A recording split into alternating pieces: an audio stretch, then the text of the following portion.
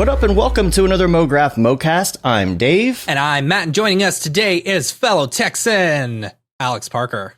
Hello. And Mograph is a supplement to our site, mograph.com, which is a motion graphics tutorial site with tutorials, plugins, podcasts, and other Mograph stuff. And on the show, we talk about everything ranging from motion graphics to Cinema 4D, After Effects, plugins, render engines, doing business, doing taxes, being a contractor, or working for the man. You can email us info@mograph.com. Let us know what you think about the show. Questions, comments, concerns, queries, grievances, show topic ideas, artist suggestions. Yeah. We're on Facebook, Twitter, Instagram, YouTube, mograph.com, all the places. Come talk to us. Come ask us questions. It can David, be just super noticed noob. whenever you do that like breathe in before you say, it almost sounds like you're like really sad that people are, working for the man or working for the man. Kind of. It could, depending on who you're working for. Right. But if you have a question, it can be something that is super noob. It could be advanced. We'll try to answer the best we can, even though we're pretty super Even noob if we ourselves, don't know the correct answer, we could probably point you to a tutorial that we've seen. That or will give you a bad all the- answer. Yeah, we can give you terrible bad answers. advice. We're really good at that. Totally. Yeah, very good at that. And so, yes, this week, fellow Texan animator Alex Parker is here. And so, you know what else is here?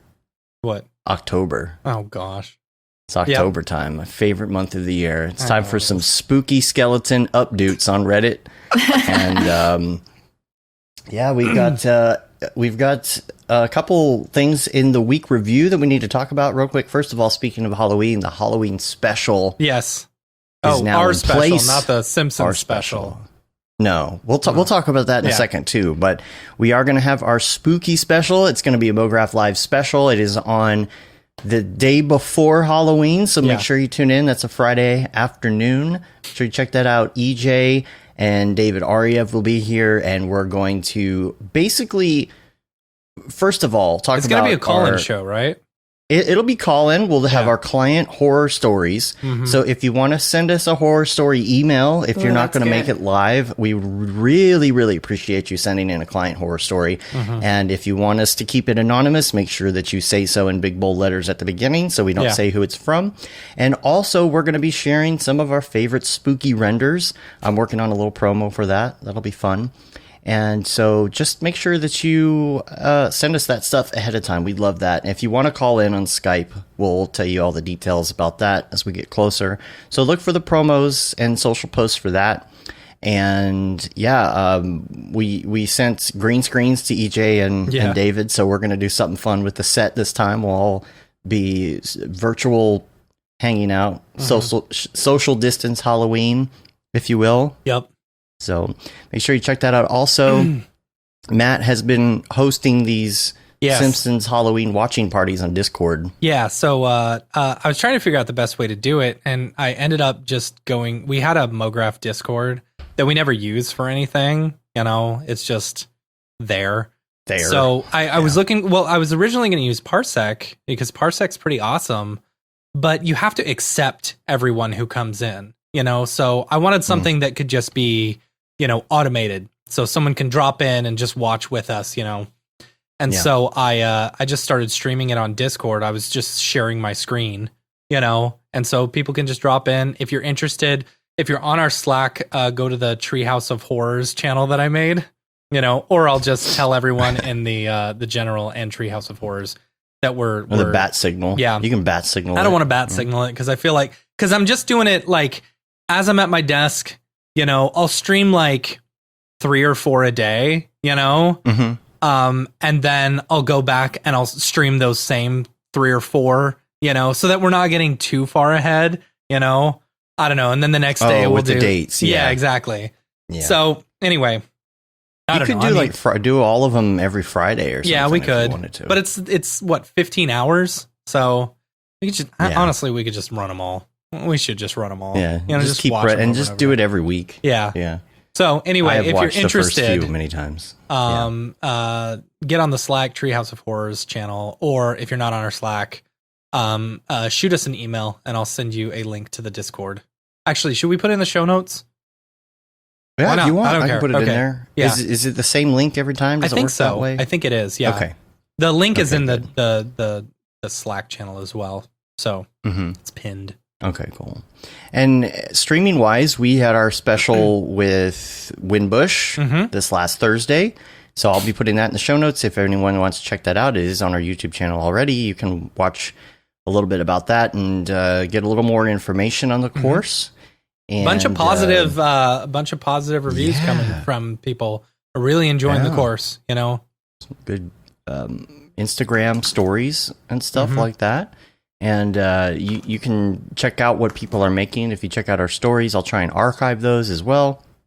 If you want to see that, if you want to check it out, it is at mograph.com/classes. If you want to check out our classes, specifically that class, mograph.com/creating the unreal. And there is like I said last week, there is a bonus one, like a tutorial, like a full-length tutorial online that you can check out about FBX animations in Unreal. And a lot of people like to check out, if you want to check out like his teaching style ahead of time. Yeah. You know, it's a great way to check that out. Yeah.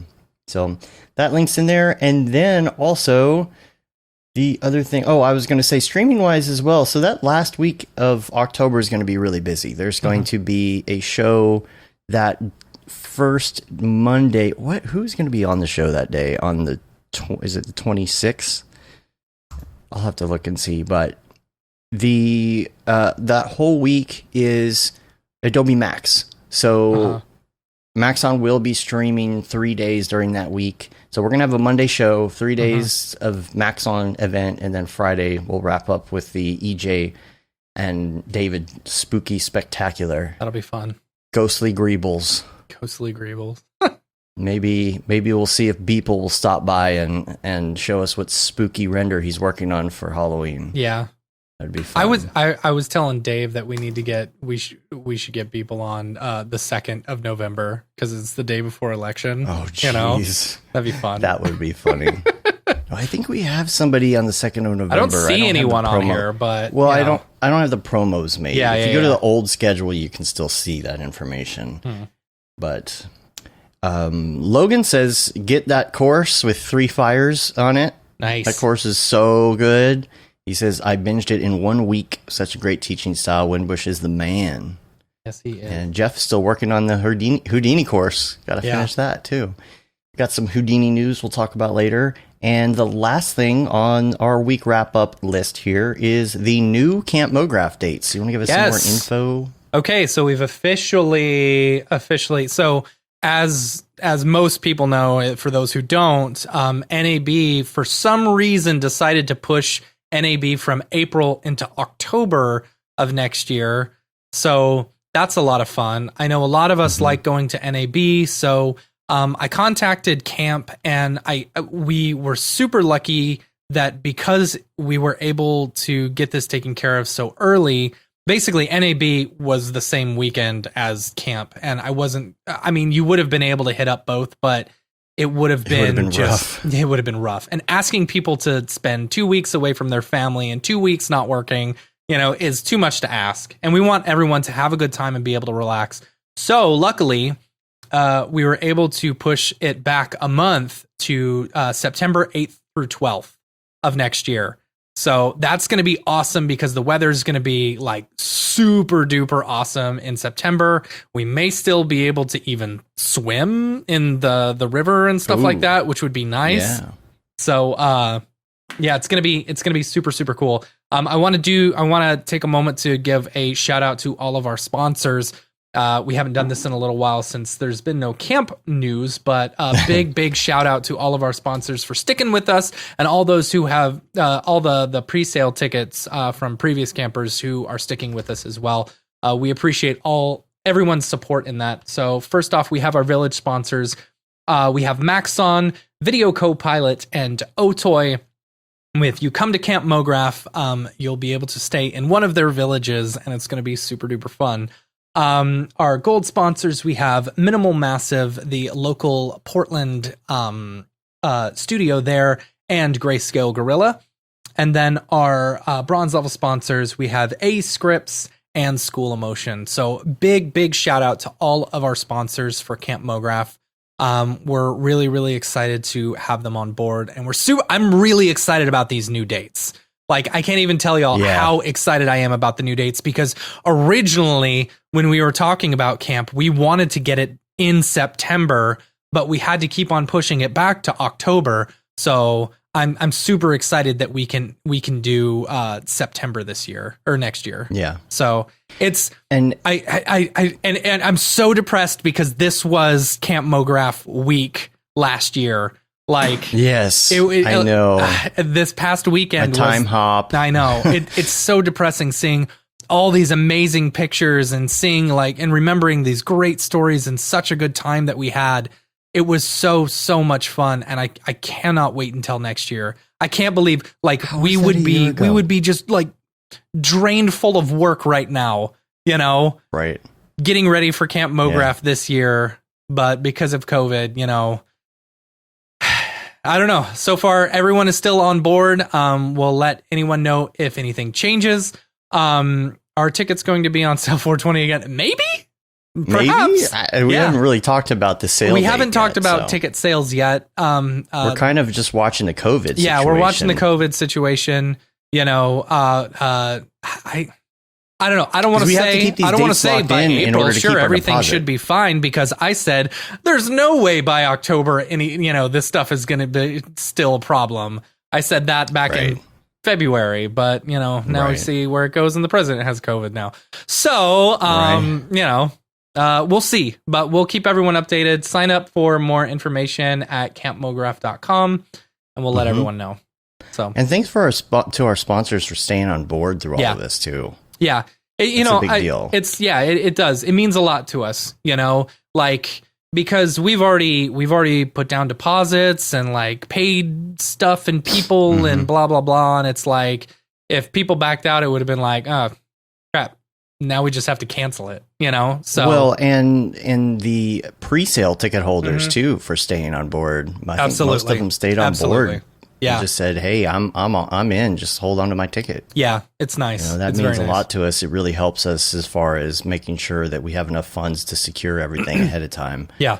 So we are holding on, just going for the ride, and hopefully everything works out. Dave and I are talking about getting that RV and then driving it up to Camp Mograph. So, that'll be fun. Oh yeah. And I talked to RV tour. I talked to Ty over at Pixel Plow.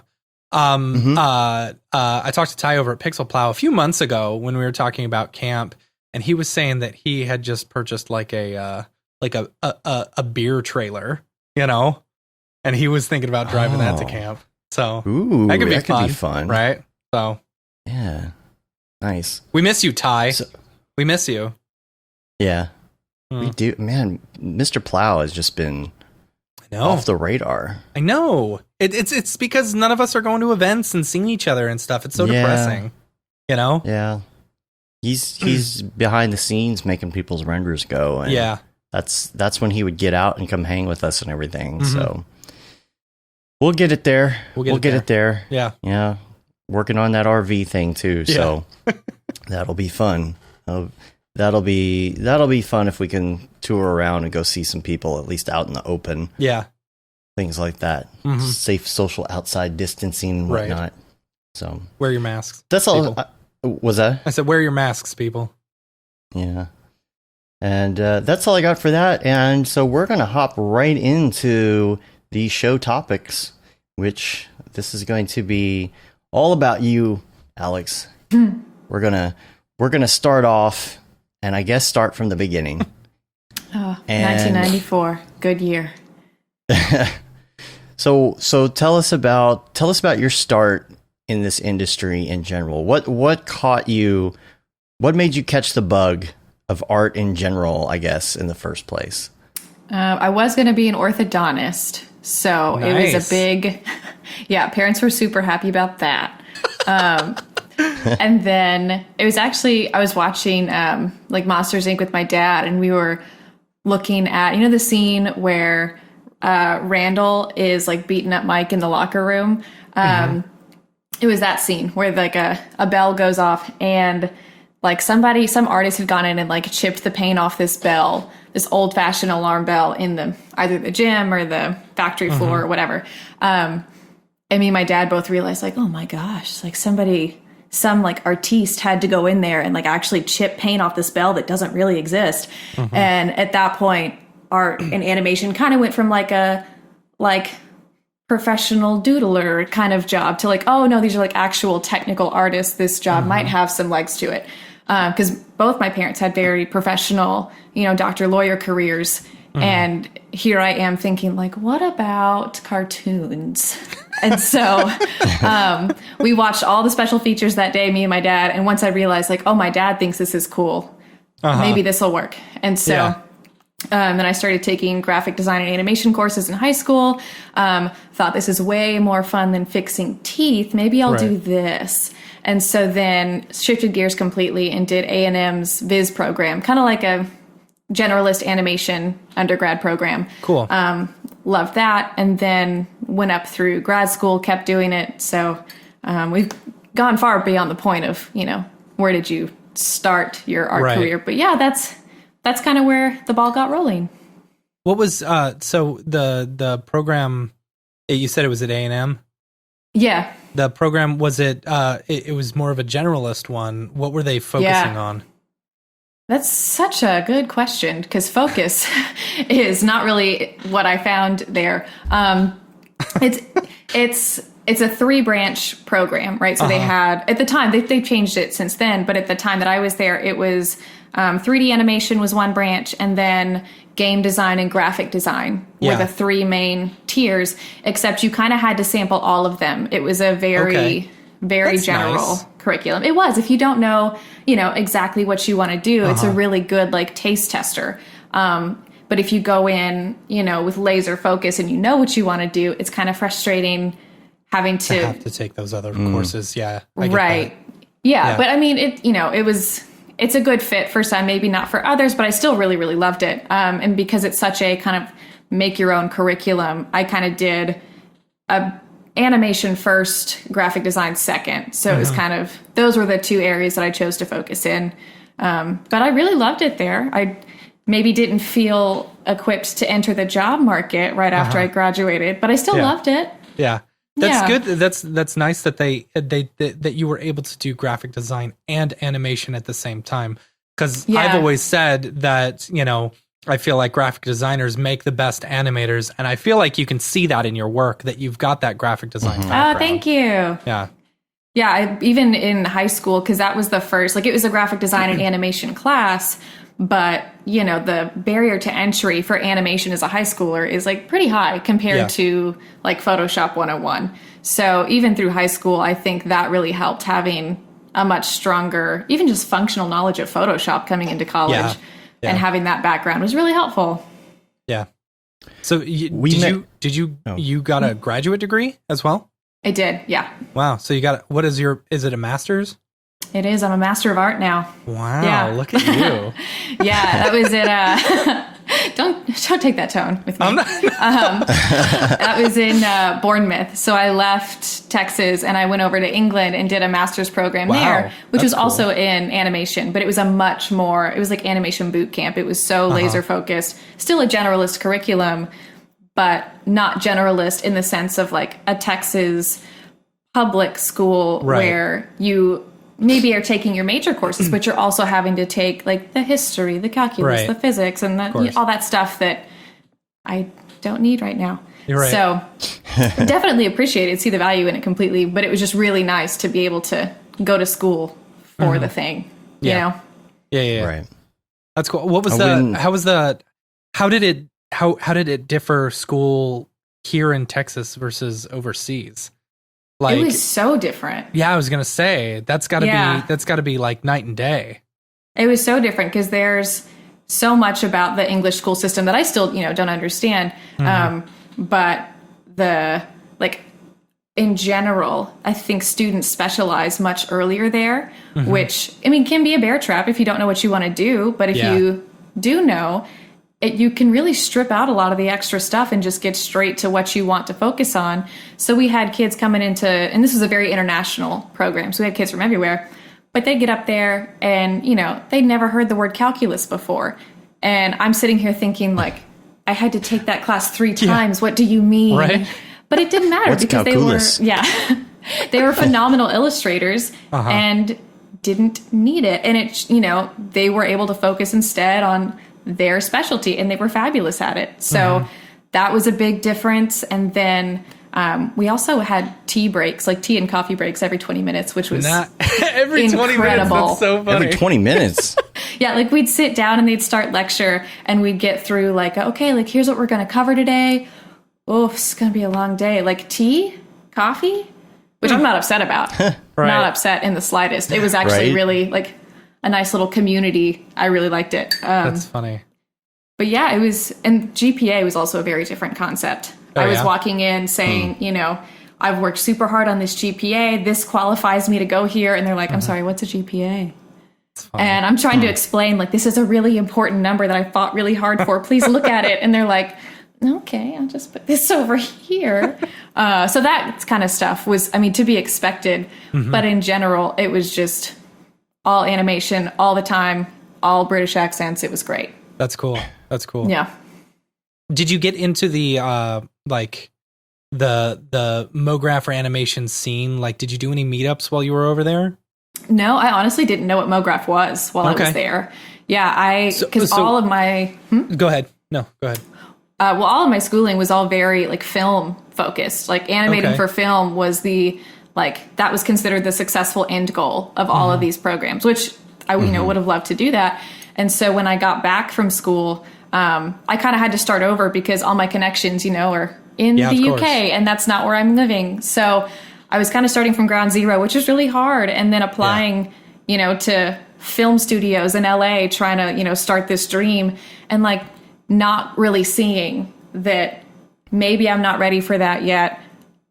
There's really no reason for LA studios to take a chance on me in Texas with no experience. I was just barking up the wrong tree at the time. And so when I shifted gears to applying for advertising studios, that was when all the doors opened. And then that's when the word Mograph kind of started to come into my vocabulary, at least, because I came from a Maya background for film. I was gonna say, you started in Maya, right? Oh, yeah, for like 5 years. And then the first like big girl job I had, they're like, oh, that's cool. We don't use that at all. We use Cinema 4D. And then that's when the term Mograph started to sneak in. And I went to my first Mograph meetup in Dallas after having this job. So that's kind of when I realized, oh, there's a field out here where like design meets animation, and you're kind of supposed to be a generalist to be able to pull these projects off. Maybe this is where I fit. So that was a big relief to kind of stumble into this field and realize this is the thing I was looking for. I just didn't know what to call it. That's cool. I like that. Yeah. Yeah, I was going to ask you about the Maya thing too, because I vaguely remembered, because we met at the brewery here in Dallas for the meetup. Yeah.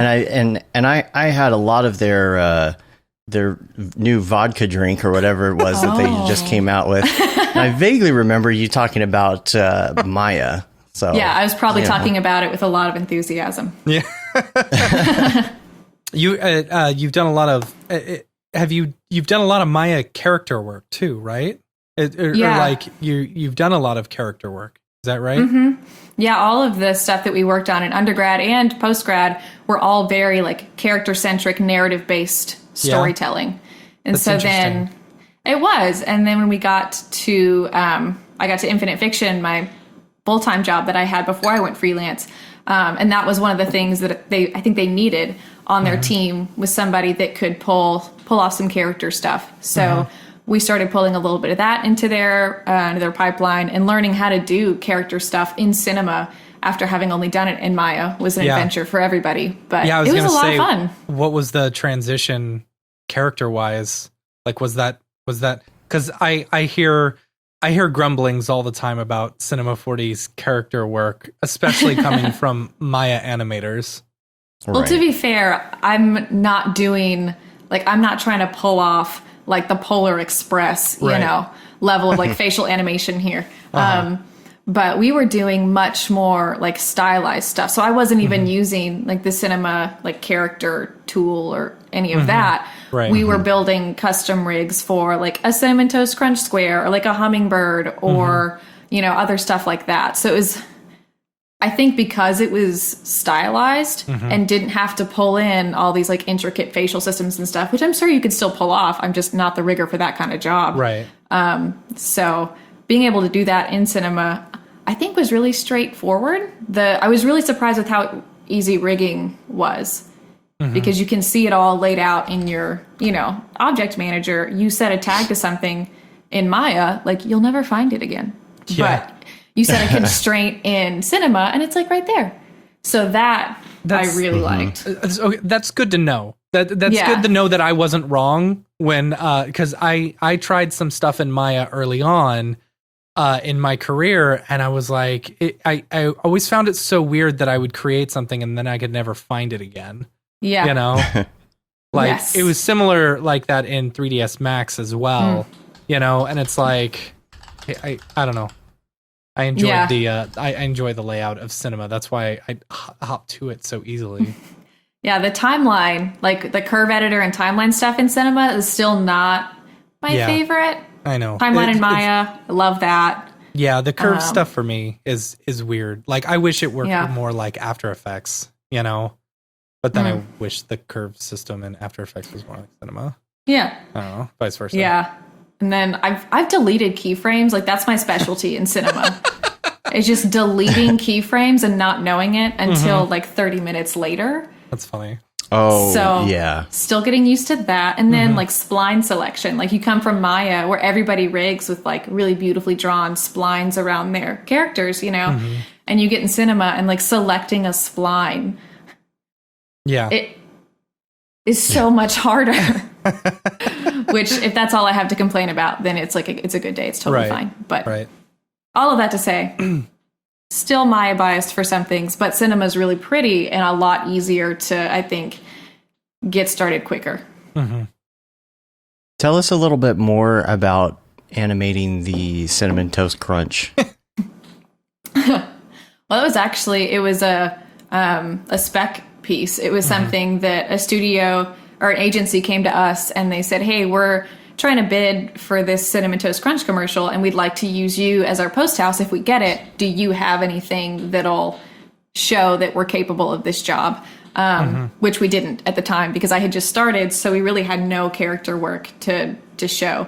So that kind of became, it served a lot of purposes. It was to kind of show as a studio, can we do character work? It was kind of, as our new hire, Alex, can you do character work? Right. And it was also a really good kind of hands-on intro to cinema for me because I'd done a few things with the studio that, thus far, but that project was really where I could do a lot of, translating Maya to C40 and getting that pipeline down.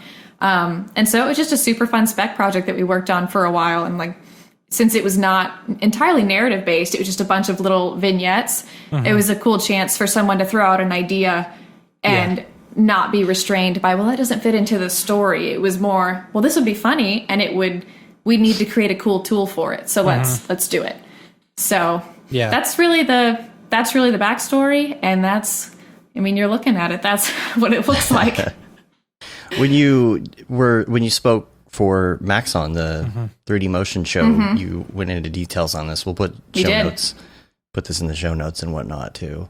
Yeah. So people can check that out. Yeah, it was a lot of fun.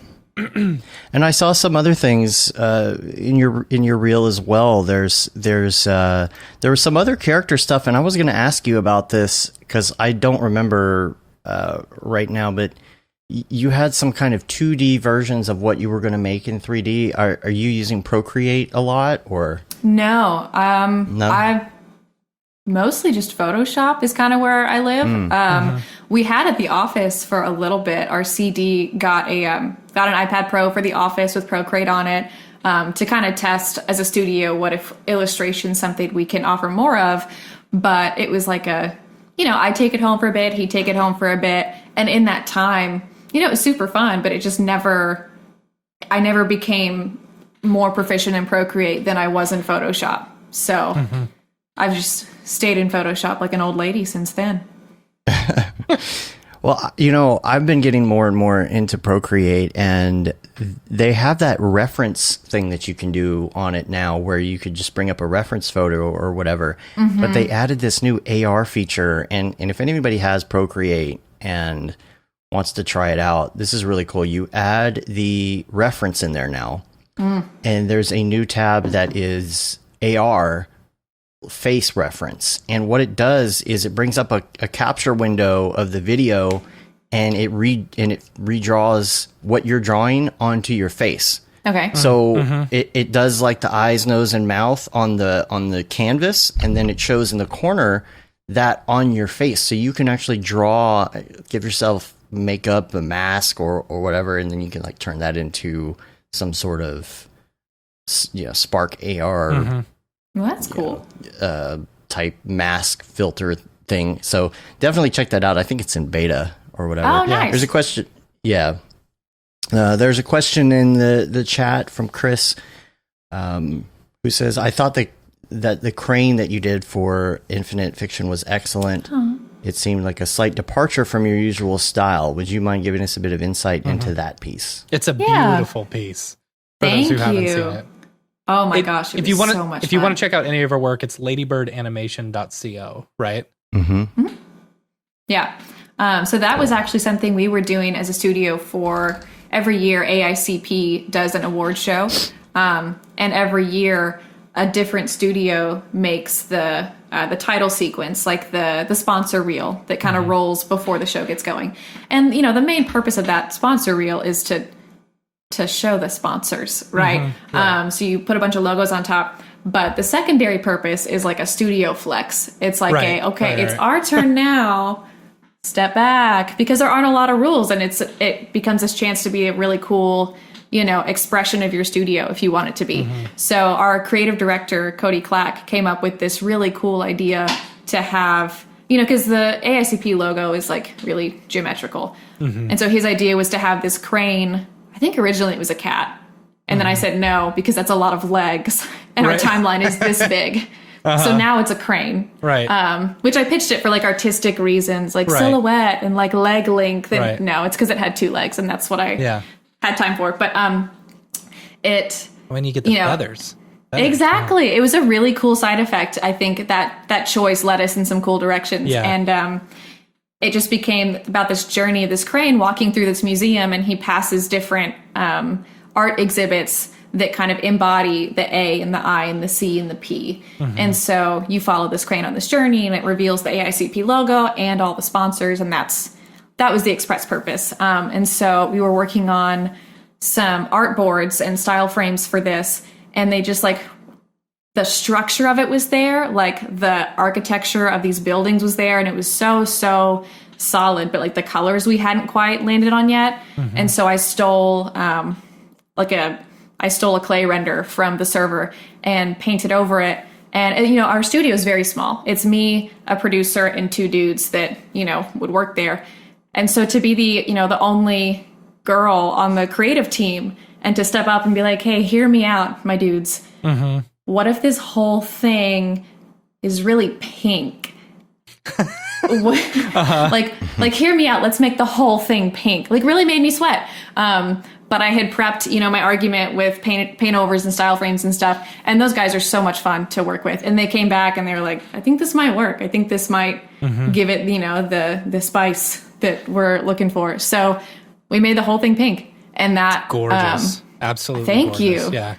It was so much fun. And we basically ran with this, because also the piece before us, the previous year, was this really, really dark, masculine piece. And so we really wanted to show ourselves as just a different, show that we can do something different. And so we went in a totally different direction and made it really soft and pink and tranquil and slow also, and so that's I think why, I think Chris asked this question, the style looks a little different, was because it was almost in response to the previous year's piece, and we wanted it to be super soft and ethereal and almost surrealist. So that's where it came from. I saw Kim Dawson Agency on there. Kim Dawson is local, right? Yeah. Yeah. Dallas. Yeah, they are. Yeah. And You also did Dallas Producers Association. I did. Yeah. Yeah. We're a member of the Dallas Producers Are we? Association. Oh, Did we pay our really? dues? Much, I don't but- think we paid our dues. Yeah, we paid our dues. Yeah. What Yeah, a they'll waste come of a after you. year to pay our dues at Dallas Producers Association. I know there's no meetups, know. right? I was supposed to do graphics for them for like this big show they were going to do, and then 2020 ate it. So Yeah. I don't know if we're going to use those either. Man. COVID. Yeah, I was actually going to ask you about hand wash lie drying. The Line drive, was that what you said? line dry. I said line. I think that was a small stroke that came in. It's a short film that you did, right? Yeah. Was Yeah, this yeah, it entirely is. done by you? Yeah, That's it so was. fantastic. It's thank you. you mentioned Monsters Inc. at the beginning. This Yeah. I feel a very Monsters Inc. Yes. Inspiration.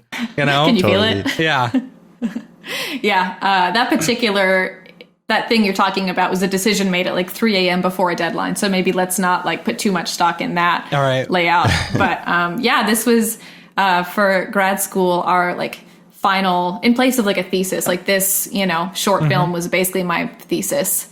So you did this for grad school. I did. Yeah. Wow, that's impressive. Thanks. Thank you so much. I mean, I don't mean to. I'm not trying to like. No, it's like because sometimes you get people coming out of college or whatever who just don't produce the best work, but this is like Yeah. like if you would release this today, I would have been like, wow, it's fantastic, it's outstanding work. You know what I'm saying? Thank you so much. Thank you. Yeah, I got a B, so that really warms my heart that you say that. Really? Yeah, I put up A a B?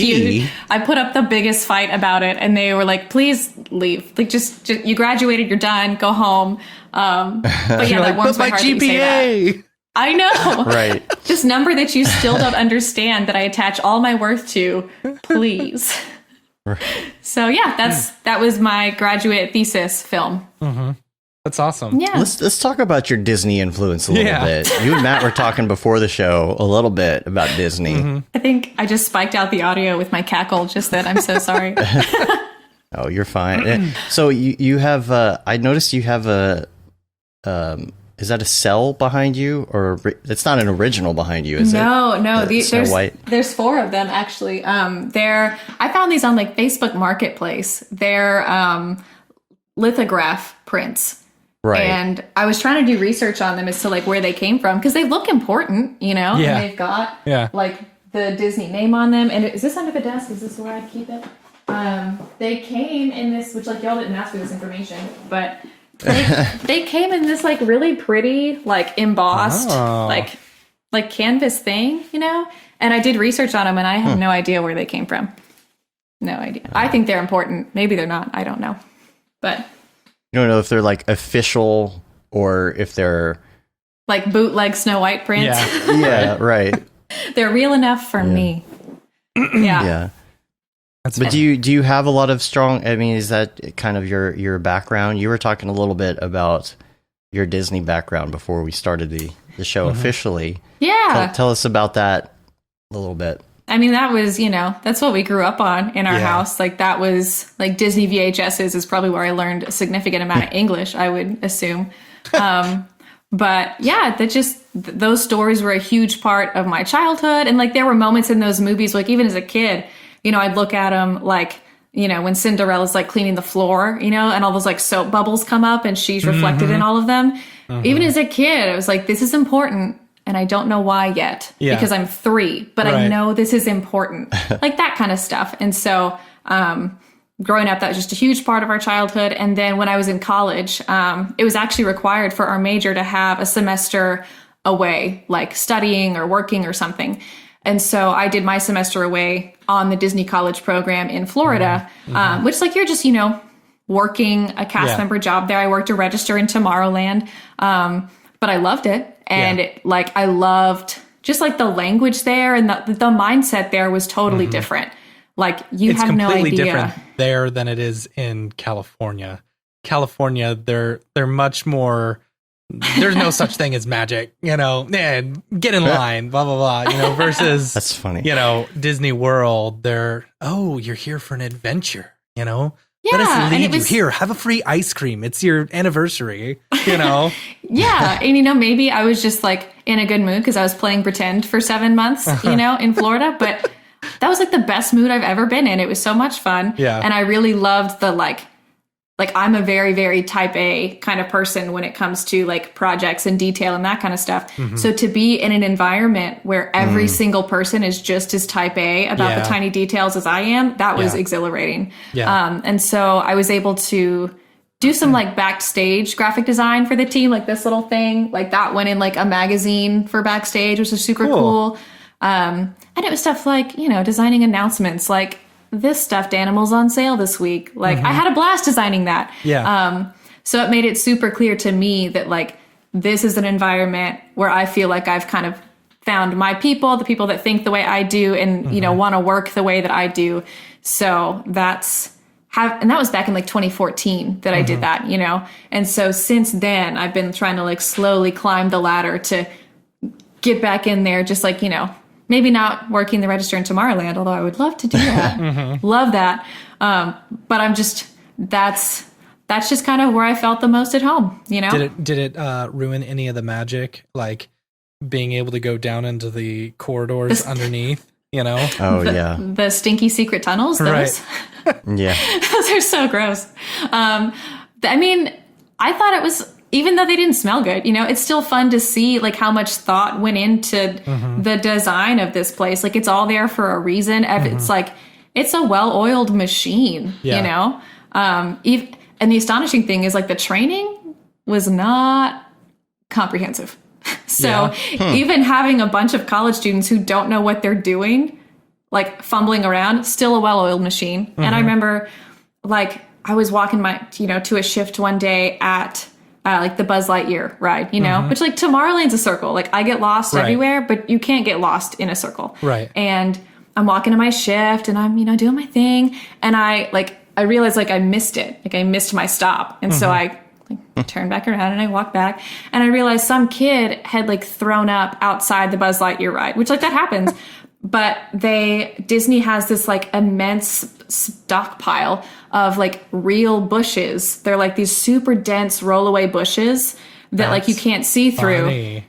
And they're so immaculately trimmed, you know, and a staff member had rolled this rollaway bush, a whole set of them in front of this family, like to give the kid privacy because he'd thrown up and that's embarrassing. Right. And I thought like, I've worked here for 6 months and I was fooled by a bush.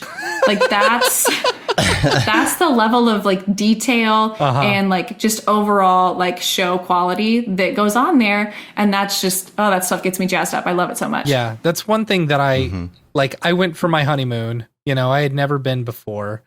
And that was, you know, being in this industry, you're just amazed at like the level of detail in everything, you know, like you go there and you're like, wow, this is new tech. This is stuff that hasn't been seen anywhere else before, you know? Yeah. And I know for a fact I'm no fun to go with because I'll look here. around and be like, look at the brass finish on this fence. And everyone's like, stop talking, get in the line. Right. I love it. Right. My wife gets mad at me because we'll go on a ride and I'll just be like staring at something, trying to analyze how they pulled off the magic, you know, versus just enjoying the magic. You know? That's not how you do it. Yeah, it's like, okay, how are they making the floating ball float in what is that? Haunted Mansion. The Haunted Mansion, yeah. I've got a mirror over here that I named Madame Leota strictly for that purpose. That's funny. Oh my gosh. Or the attention. What? Go ahead, Dave. I was just saying the attention to detail and just everything is, I mean, even how clean the place is. Yeah. Oh my gosh. Yeah. I love it. Yeah. You know, it makes you appreciate doing a good job. You know what I'm saying? Oh yeah, for sure. Like, because it's such a difference. Yeah. Like you go there and then you go to Universal Studios, you know, and it's like, or you go to Six Flags, you know, and it's like, okay, Six Flags is the work that you just like, it's the meal work, you know. That's work for the meal and Disney's work for the real. Exactly. Yeah, absolutely. You know? Yeah. Like, it just goes to show that extra level of detail that you put into it can make it that much better of an experience. I don't know. Yeah. And I think it also, like, it, at least for me, emphasizes the importance of having a story behind your stuff. Yeah. Because all the work they do, you know, is just the purpose it's trying to serve is to tell a story. And so having, I think, that mindset at least helps me kind of like answer some design questions along the way while I'm, you know, working on a project or picking a color scheme or whatever.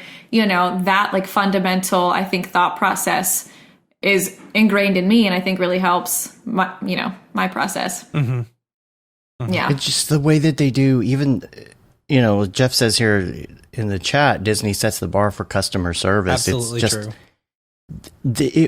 down to everybody, down to the people who are cleaning up trash.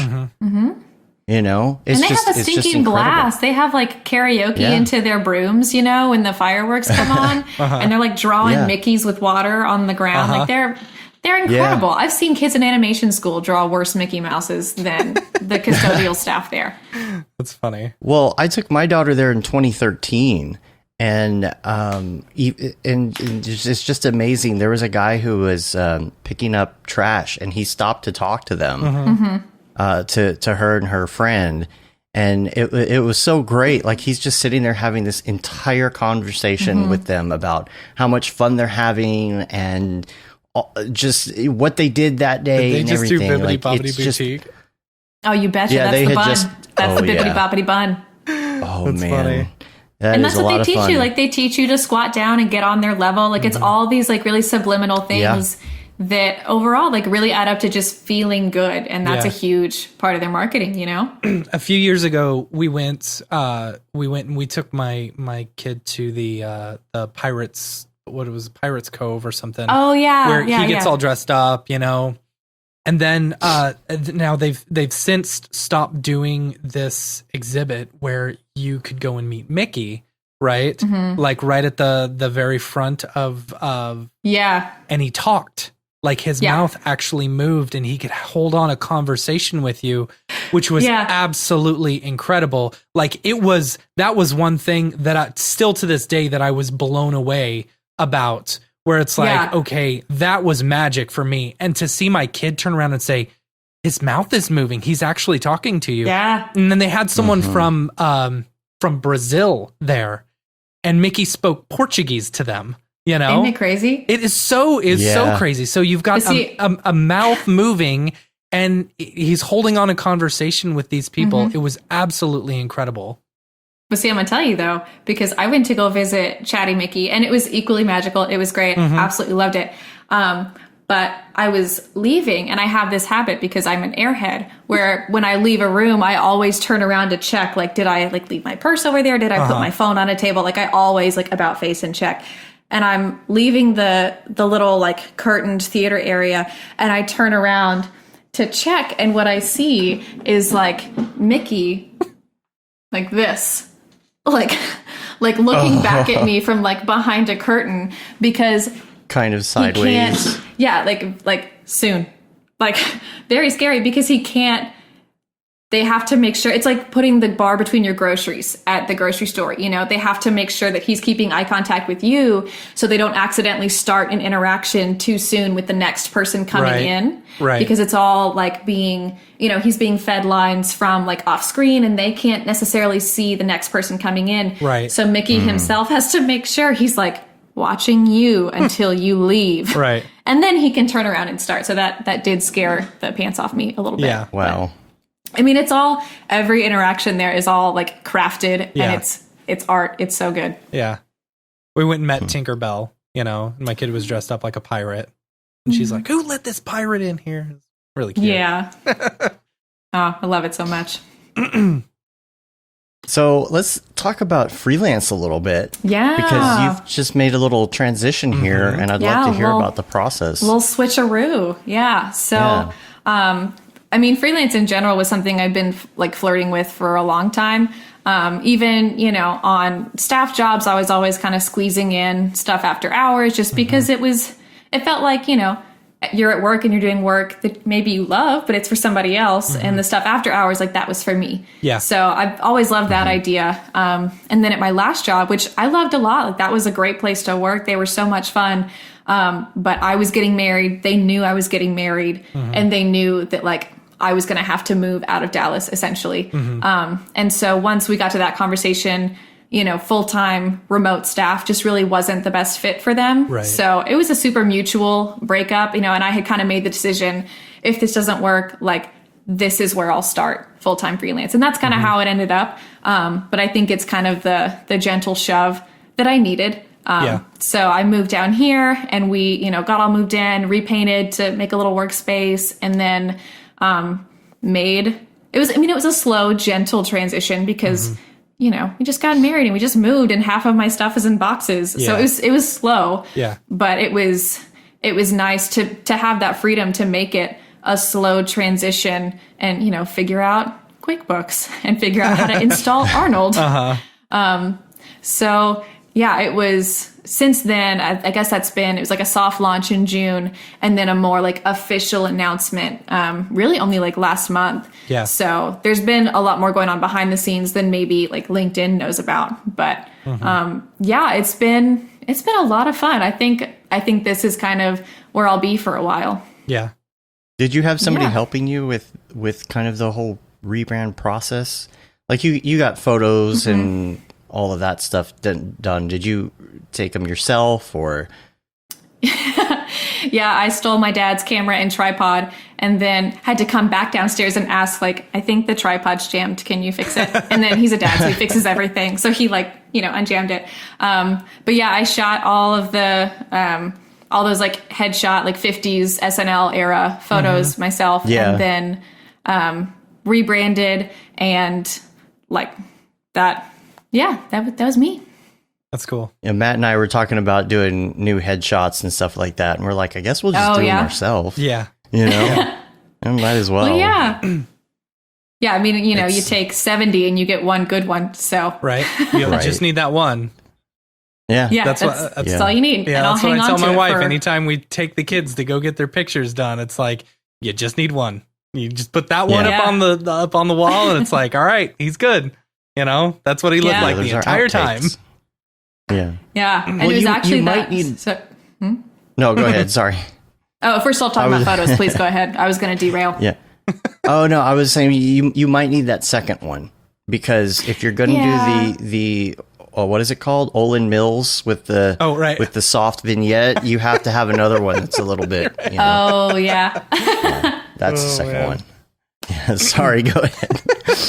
No, I was going to say it was those two projects that we've like kind of already talked about, the grad school thesis with like the little pink bird and then the crane. And then it was actually we did a Samsung spot for Infinite Fiction where like a hummingbird carries a tablet around. And so I was lead on this hummingbird and I was trying to and this was like months ago, thinking like maybe someday I'll like freelance, maybe. Yeah. And I was thinking about brand names. And I was on the road. I was driving from Dallas to College Station. And for like 30 miles, I was like, oh, like Bird Lady. That's who I'll be. Bird Lady. And it wasn't until like mile 50 where I was like, Lady Bird, that's where it's at. That's what it is. very So I was Texas almost thing, Bird too. Lady for a long time. Yeah. Yeah. But it's also super clear that like, is anyone going to look at a brand that's pink called Ladybird and think it's run by a dude? No, no. So I took a lot of solace in the fact that it's probably really clear that this is a woman's brand. And I really liked that. Yeah. Yeah. Yeah. That's cool. That's cool. Yeah. So what are you working on next is the question. Yeah. Yeah. So I actually just started a conversation with a guy that I had followed on Instagram for a while, like on a personal account, and then, you know, hopped over and followed him on the professional one.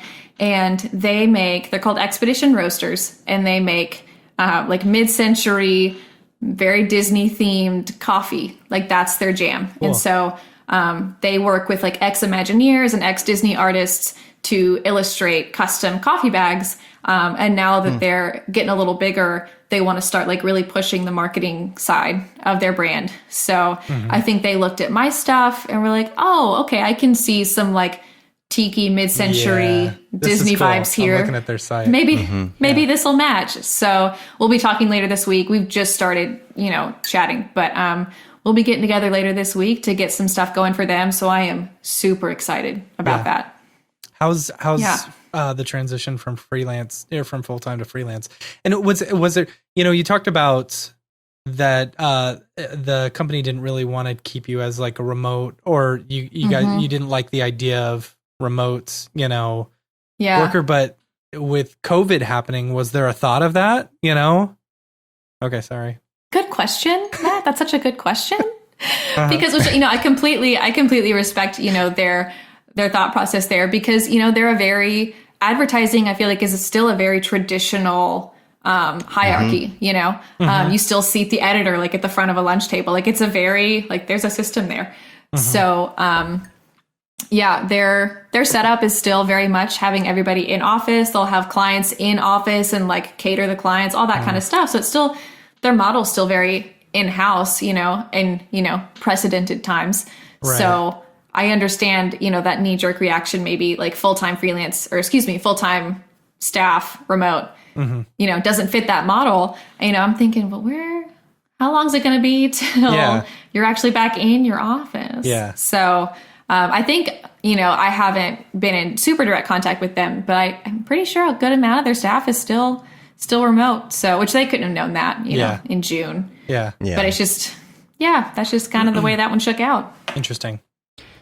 Yeah. How was it as far as dealing with the business startup, as far as paperwork, like you said earlier, QuickBooks, things like that, taxes, the thing means the taxes. Yeah. I mean, taxes aside, I really like the business side of it, because that's a very, as type A as I am, you finish a project and like, is it really done? Is that the right answer for a project?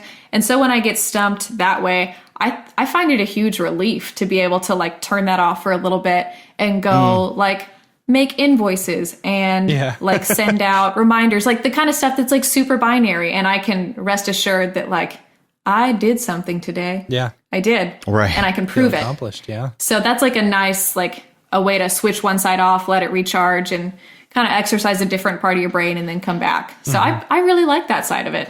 Yeah. Yeah, because when you're doing invoices and you send an invoice, it's done. Yeah. You don't have to sit there and tweak the invoice and then come back the next day and be like, you know what? Unless they come back and want more, in which case you gladly add some more time onto the project. But Chris H. that kind of stuff I find super satisfying. Chris H in the chat says, well, it's a good idea you went with the crane instead of the cat for that infinite fiction piece. Otherwise, you might have become the cat lady. Yeah, joke's on you, Chris. That's who I am. We've been feeding a stray outside, and the neighbors, they'll come home and I'm like outside talking to the cat, and they'll come home one day and I'm like dangling a bird, like not a real bird, like a little catnip bird. I was going to say. To play with the cat. And then the other day we had a different stray come up and yell at my cat through the window. So that's funny. Our whole neighborhood is so well aware that cat lady's not far off. Lady. Are you going to work on anything? You have plans for like a short or anything that's kind of like any for fun projects? Yeah. There's some plans coming up for something, which do I have? We just like reorganized, but now I can't find anything to do. Just like some super fun stuff on the side, like character work, because I haven't got to do that in a while. But I made these little dudes, which I'm super excited about, to make something with them. Try to cover up the bad one here, but like, look at their cute little faces. Cute. Very cute. The colors look better in here, I promise. But like doing something like these cute little sailors. And then there's another one that's much less cute that I'm excited about. And it's basically like an Alzheimer's awareness short film. So that is still like way, way, way in pre-production, but I'm really excited maybe like next year or the year after that to have like a really comprehensive short film that can bring awareness to something like that. So you showed us, was it a sketch that you just did yourself? Which picture that sketch? you just showed us? Oh, yeah. Have you been drawing for a really long time? I mean, I don't traditionally, I mean, I have, not well. Well, I see some of the, like, the work that you posted on, like, your graduate piece and stuff like that, where you're showing off, like, the sketches and stuff like that. And it's like, I don't know. I'm just impressed, that, oh, thank you. like, you seem to have it all, and I'm very jealous of that. I wish I could. Honestly, I'm surprised every time, like that whole project, when I thought, oh, dang, like I'm the storyboard artist, I'm the concept artist, I don't have anybody helping me. So I really didn't have a choice. But at the same time, I am surprised as you are that those came out to be like usable, informative sketches because I was flying by the seat of my pants. Yeah. But thank you so much, though. What about when you're freelance now? So when you get up in the morning and you go about your day, do you have kind of a linear workflow when it comes to, you said you're type A, so are you like, yes, first of all, are you a morning person or no? I really wish that I was. But alas, I am not. A lot of my clients are, so that forces me to at least act like one. You're a morning person by force, not morning person by choice. That's me. Correct. Because I've got a I'm an absolute 8-month-old who wakes up at night 6:30 owl. every morning. So yeah, because that's the problem, right? A lot of people, I think, it sounds like all three of us, have this whole thing where like you might get a spark of creativity at about 11 o'clock at night, and then that kind of lasts until like 3 a.m., but then you have a client phone call at 8 a.m. So how do you deal with that? And do you go about your day? Do you kind of structure your day with business hours, or is it just whenever? It's probably pretty flexible compared to others, I would assume. But I mean, this space that I'm working in is also like pretty visible in the house. So that's kind of a source of accountability, I guess.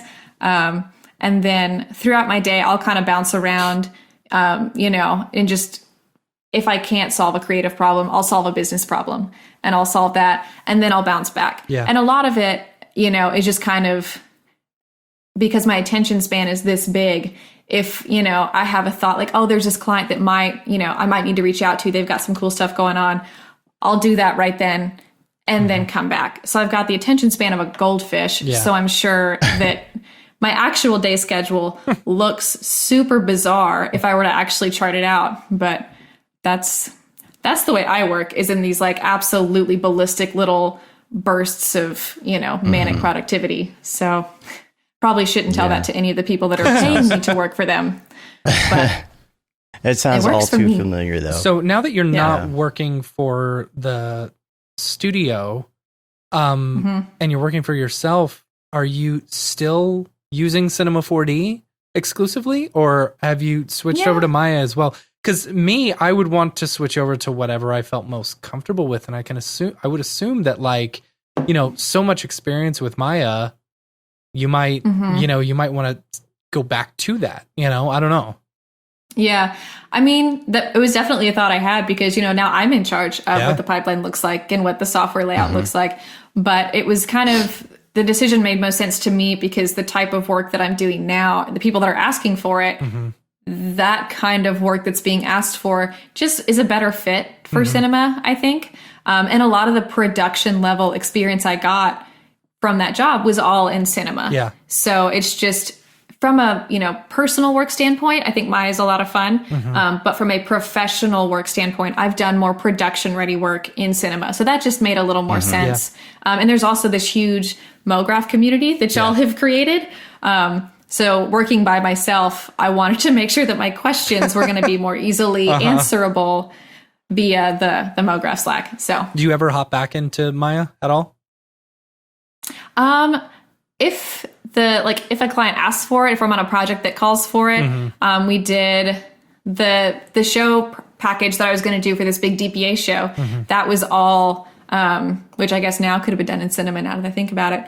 But that was, a project where I thought, I know exactly how to do this in Maya. Yeah. I'm not messing around in cinema. This is what I'm going to do. Yeah. So I rented a license for a month and did it that way. Yeah. But I don't really go back and forth too much now because I have to pay to hop back into Maya. Right. And I've paid enough. Yeah. I've paid enough for year one. You get that in indie license. A lot of other though. ways. That indie license in Maya. That's pretty true. nice. I did kind of forget about that. Yeah. That's completely true. Yeah. What render engine are you using? I use Arnold. Okay. Yeah. Yeah. I'm also on a Mac, so that's like kind of the best choice for me. Okay.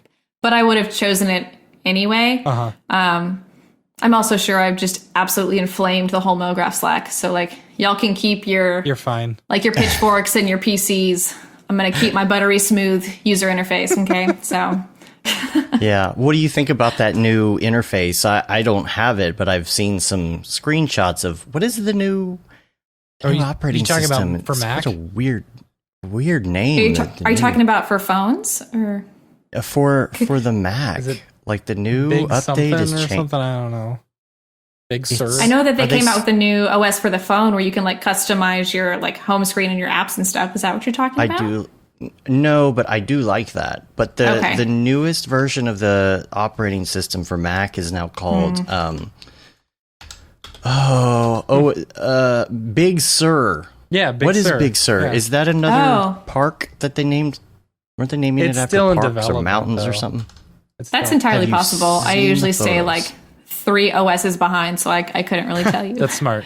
That's smart. The biggest complaint was the battery icon. Let's see. Battery Tell icon. me about it. And I've got to find a photo of it, and maybe we could. People are just like, what is going on with this battery icon? There's whole videos about it. Like this image right here. See if I can bring it up right here. It says there's some video on YouTube that says, "Can we talk about this?" Like, what a weird looking icon. That face, the finder face, that's funny. Yeah, sad finder face. Oh, Big Sur is a coast in California, apparently. Yeah, I mean, I did not know that. It's they stopped doing OS X, like once they got done with cats. They're like, okay, now we're just going to pick places in California. That's what their OS has been ever since. Yeah. So weird. Yeah. The new interface in general, I was curious if you were, I guess you'll have to update and find out, but yeah, I'll have to phone back soon when I update. I'm just very slow and very cautious and also a little lazy. So I tend to spend as much time in my current OS as I can. But Chris also says it's still in beta. So I think somebody asked a question. Which one? Oh, was it about? It was one about. It's like branding with your own name versus a studio name. It scrolled away from me. I've heard using your name is better than using a brand name unless you're a studio. My username on here. Yeah. No, that's something that I wanted to talk about because I went through that same process when I was branding because I think I don't want to return your question with like, question. Yeah. But that was, And I asked, I wish I had screenshots of it. I asked y'all's Mograph Slack actually because I was in that same boat about, do I stick with my name or do I, pretend I'm a big fancy studio and give myself a studio name? And then there were a lot of in-betweens like, Beeple is, no one thinks Beeple's a studio. They know exactly who Beeple is. Yeah. Yeah. Beeple's like, and it's like a persona, Exactly. You say Mike Winkleman, people are like, who the crap is that guy? You say Beeple, it's like, that's his superhero name, Yeah. True. It's anti-hero name. The Slack, like collectively, which like I'm not taking credit for any of this. This is just what I like jotted down from the brilliant people y'all have in your community. Collectively, they kind of came up with this consensus that like if you're like a solo act, like just use your name. Yeah. If you're hiring people under you, like maybe take on a studio name. And then if you're at the point where people are hiring you for your style, maybe then you could take on like an alias, like, Billy Chitkin's alias that I cannot pronounce. Gurnge. Or is that Gurnge? Dude, I've been saying Gurngy for so long. That's funny. That's fantastic. Yeah. But that was the group's general consensus, which all of those decisions very much made sense to me. But I had also been kind of like only halfway freelancing with my name for a while. I would say And so also I just wasn't with your name, convinced. like Alex Parker, that's I feel like that's Peter Parker's sister. Well, it's like, Yeah. well, you've got things going for it either way. Alex Parker, I mean, that sounds like It is a superhero Yeah, name. a superhero name. I've been Right. told that. People tell me that. Yeah, seriously. Yeah. Like, I mean, I Yeah. feel like there's power behind that name, but both Alex and Parker are very common, first names and last names. I feel like the SEO on that would be relatively hard. So going by a Right. studio name, like that makes it a little bit easier. I don't know. Yeah, no, I totally agree. And it also, I was kind of facing this weird dilemma of like, you know what? Like, and maybe this is personal, but like I am getting married. And so like name changes happen. Right. And how like branding myself based on a name that might change, like that was a consideration. Yeah. And then the other angle was that when I was back in grad school, or excuse me, undergrad, we were doing resume reviews for like a big studio that was coming to visit. And so I submitted my resume for like critique and review. Yeah. And this girl was like, ooh, actually, if you toned your resume down, like took a little bit of like the pink out of it, like you might get lucky and a studio might think that Alex Parker's a dude and that would really that's work in your messed up. favor. And I got so mad. Yeah. I mean, I love my name, Yeah. but I get it on paper. Yeah, that totally reads as a dude's name. Yeah. So I just kind of wanted to I didn't want to mess around, and I wanted it to be super clear that like this is a woman-owned brand. Yeah. And if you want it for the work, not because you've mistaken me for a man. Right. So Right. maybe I've let that fire me up beyond what it's worth. But No, I mean, that's important, That's definitely something so- you want to think about when branding. Yeah. Well, Yeah. and you could always, if you wanted to stick with your name, you could always keep that name as kind of like a stage name. exactly. Yeah, that's absolutely what we would have done. So Yeah. Brienne Yeah. Gag actually changed her name, I noticed, on Instagram. She's going by something else now. I mean, I'm curious, next time we talk to her, I want to ask her about that. If that's a branding decision or if she got married. I don't know. I haven't talked to her in a little bit. And I'm yeah, curious. that's the thing is like when you're scrolling through Instagram, you've given someone like, what's that, like 32 pixels to recognize you by. Right. And like even if somebody changes their little profile picture, I'll scroll right past it and think like, I don't know who did that. I don't know who that is. And so for me, the thought of like even Right. changing that, like that little slip of like the fraction of a second that someone gets to attribute your work to you. Yeah. Like that's important. Yeah. So Yeah. See, Matt Milstead Well, isn't my real name. My real name's are you serious? Aloysius O'Sullivan. Yeah, but that didn't really roll off I'm just kidding. No. Right. Okay. All right. Okay. It's like Liam. Liam actually this is funny, he changed his icon. It's the Black Lives Matter fist, right? And so now and he was the first person that I really saw with it on all of his avatars at once. And now every time I see my other friends who have that as their you think of avatar, I Liam. think it's Yeah. I think of Liam. Yeah. Yeah. That's interesting. Sage was Yeah. asking, is he a superhero? Who? Is Sage a superhero name? Sage. That's what he was asking. Oh, yeah, yeah. Sage. Yeah, maybe. I don't know. That's a superhero name. It's also like an herb, isn't it? Yes. Yeah. Yes, it is. Well, that is true.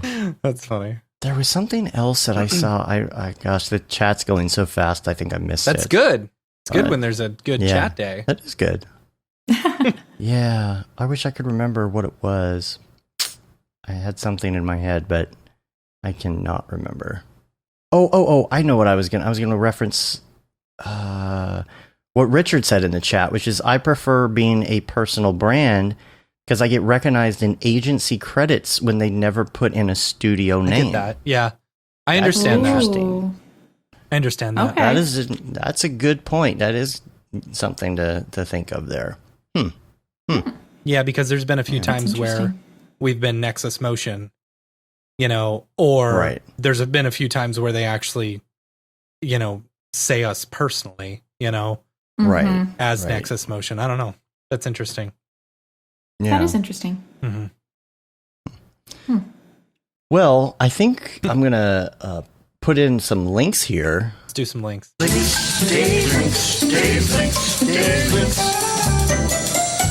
Dave's Links. Just for people to check out. The first one I wanted to talk about was there's a Houdini 18.5 sneak peek that came out. Alex, have you done any Houdini yet? No. That's okay. Nope. Yeah. I've That's asked something people where, kindly to make cloth sims for me in Houdini, but I've never That's never funny. done it myself. That's funny. well, maybe it'll get easier after some of the new stuff. Have you that's coming tried out, cloth like, sims in X Particles? Because it actually Yeah. works really well. I might have. Yeah. I might. Actually, no, that's a negative. All right. It was all through the cloth object. so- Okay. Yeah. Yeah.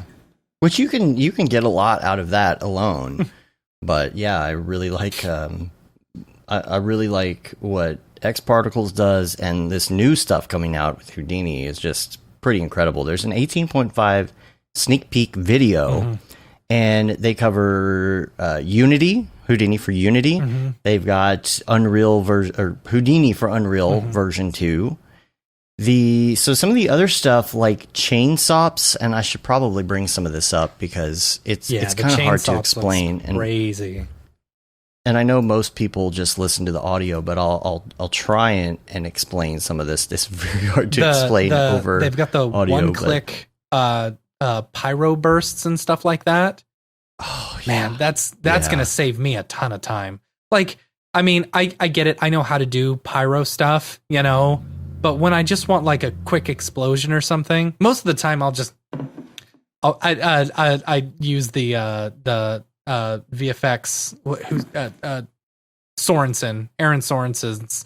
I bought some explosion packs from him. I just get those, Yeah. So No, but there's this chainsop deal that they were showing off, and they're creating like these. I don't know, what would you call these? Like bead ropes. Yeah. And showing them off. Oh my gosh, it looks That's so amazing. insane. Looks Those so look nice. amazing. Yeah. And then this is the cloth stuff. This is the vellum brush. Check out the show notes and you can see, I mean, it makes it look like so easy to update. I love that they cloth stuck a and- dude in the skirt. Was Yeah. it? I It looked didn't like notice. It's 2020, Matt. Right, I know. Yeah, that's right. Yeah, they've got embroidery and all of this stuff. Oh, It's really wow. cool, like the way all of this stuff works. And what else do they have? They've got adaptive viscosity. Yeah. That sounds super complicated, and I don't understand half of it, but it sure does sound cool. Yeah. I mean, it saves time by the looks of things. Like that last Man. one said it saved 4 hours, which is pretty sweet. Wow. Yeah. Faster flip fluids. And what else? Yeah, the pyro burst you were talking about, this one, the example. the interactive pyro. It's got GPU acceleration, so you can actually play with it while it's going, which is crazy. It's That's more cool. Right. more similar to like Embergen or TFD or something like that. For like fast prototyping Yeah. stuff. The stuff that I'm working on right now for the little Halloween promo. Now this of course is Turbulence FD, but I kind of go about it the same way. You kind of do this fast prototyping interactive way of doing things, very low res, just to kind of get somewhere with it. And then you kind of play off of it from there. The other thing that they have, what you were talking about earlier, the what is it called? The one-click pyro stuff. Pyro burst. Well, not the one click, but the pyro burst stuff. They have these little firecrackers going off. Gosh, the quality of this is just It's insanely unbelievable. cool. It's like really cute Unbelievable. smoke. It's cute It's really- smoke. Yeah. Like the light bounces just kind of make it look really cute to me. Yeah, and they have a lot of stuff to help shape explosions and particles and things like that. The one click explosions that you were talking about. Let's see if I can. This is. Was this a one click explosion? No, I I don't don't think even so. know. I think it's a little bit Yeah, further. I don't know where it is. Man, some of the explosions Yeah. they're showing though are just One-click explosion, there it is. yeah. One click explosions. That's cool. Downloadable, ready to use sample files. That's really cool. Because sometimes that's all you need. Yeah. Been so many Yeah. times where I just need an explosion, Yeah. Same. And so at the end of the video, though, it does say see the rest October 15th. There you go. So I'm really curious to what that is. I'm going to be curious on how that affects our course. Yeah. I have to be talking to Mark, make sure everything is up to date. And I don't know, maybe he can do some updates or a tutorial on some of this stuff. That'd be cool. For a channel. I'll have to talk to him about that. The other link that I have here is Cornelius Damrick, friend of the show. Mm-hmm. He's got his graphite, his graphite 3D scene with the pencils. He's got that scene available on Gumroad, and I am sure that if you dig into that node tree, it's absolutely ridiculous. So check that out. And then we've got there's a preview now of Unreal Engine 4.26. Oh. Check that out if you're interested in Unreal. There's kind of a page that goes over some of the details. I'm sure Winbush is going to be going over this like crazy as well. And, I hear there's some glitches and things, but that's usually what happens in a preview. But some of the additions that I just saw, just kind of glancing at it, were the one that Matt Workman is talking about on the virtual production channel is the full body IK node. Now, this is an experimental thing that they're working on right now, but I think he's done some posts or is going to be doing some posts about it. And they've done a lot of DMX improvements, which if you're in the live environment, you're working with virtual production, DMX is kind of like the protocol that a lot of different things use in the industry when it comes to syncing things up and controlling things, lights and all of that stuff. And now with all of this virtual stuff going on and camera controls and LED walls and all of that, there's just more and more that's getting integrated as far as live virtual production environments. So there's a lot of DMX updates. And the only other thing I saw there that really caught my eye was Remote Control API, which is in beta. I'm going to be interested to see what that is. This is Unreal. I think 0.26. and I think in the virtual production environment, you're going to be needing a lot more remote control stuff. I can see that. Because you may have a server or something off to the side and you're trying to control different aspects of Unreal while you're on set. And that's in there as well. So, and last link that I have here is, this is called Inside Count. Hold on. It's the NBA's finals opening sequences. That's really hard to say. This article is Inside Countdown's NBA Finals opening sequences. Okay. And my friend Pascal, as you know, there's a lot of people named Pascal in this industry for some reason. Right. And what was the other name? I can't remember the other name. That's I don't remember. It's gonna drive me nuts now. Is it like Sebastian or something like that? I don't remember. Yeah. But I'm actually going to see, I haven't talked to Pascal in a couple of years now, but he works for this company and it's in Toronto. I thought I wrote down the name of it. It slipped my mind all of a sudden. But he started out doing just R&D, just crazy R&D stuff. And it was really cool to hear what he was doing there. And I would love to look him up and see if maybe we could get him on the show and just talk a little bit about what he's been doing, because he's still at that same place. And they did this whole Inside Countdown, and who did the voiceover on it? It was Big Sean. I think Big Sean did the voiceover on this. But check that out. I'll put that in the show notes. Again, it's Inside Countdown's NBA Finals opening sequences. All right. Say that 5 times fast, or even once fast for that matter. And next, I wanted to go to VR Corner real quick as well, because I did see under recommendation, Luis posted about Star Wars Squadrons. Oh. Now, I've got a beef with EA. I'm sorry, EA. I know we're doing work for you. But I have a beef with this, because what I did not realize when I bought this is that there are some games that come out and they're supposed to be regular games, but you could also do VR. They're not exclusive VR games. And what happens, and what they didn't really advertise before I bought this, and I didn't realize, is that the hand controllers, the touch controllers, don't work. They don't? And it really messes with your experience. Now, in the game, you can actually use flight controller joysticks if you want, Okay. which is cool. But when you have a program or a game that's PC and it requires you to do a lot of different keystrokes to do different things, like to talk and to launch and to target and to do all this, and it's all on the keyboard, that is such an immersive deal breaker. Yeah. Because it takes you out of the game, because you have to sit at your computer first of all, but every 5 seconds you're like feeling around. Oh, where's the E key? I can't feel it anymore. And you're taking your headset off. You're like, oh yeah. Okay, E. All right. And then it's like, okay, now you gotta follow this thing and you gotta track it. Okay, hold on. Let me accelerate. Wait, hold on. Let me take my headset off. Okay, T for track. T. Okay, put the headset back on. And it's not that the VR part of it isn't really good. It's great, but it's just like, man, you couldn't have taken it the last step and put the touch controllers in. I don't know. I think like being able to use an actual joystick or whatever, that sounds cool. But I feel like, did it make you Good luck sick getting at all? one, but no. I haven't played it that much yet, but yeah, I have played some of those space shooter games, and you can get dizzy. Yeah.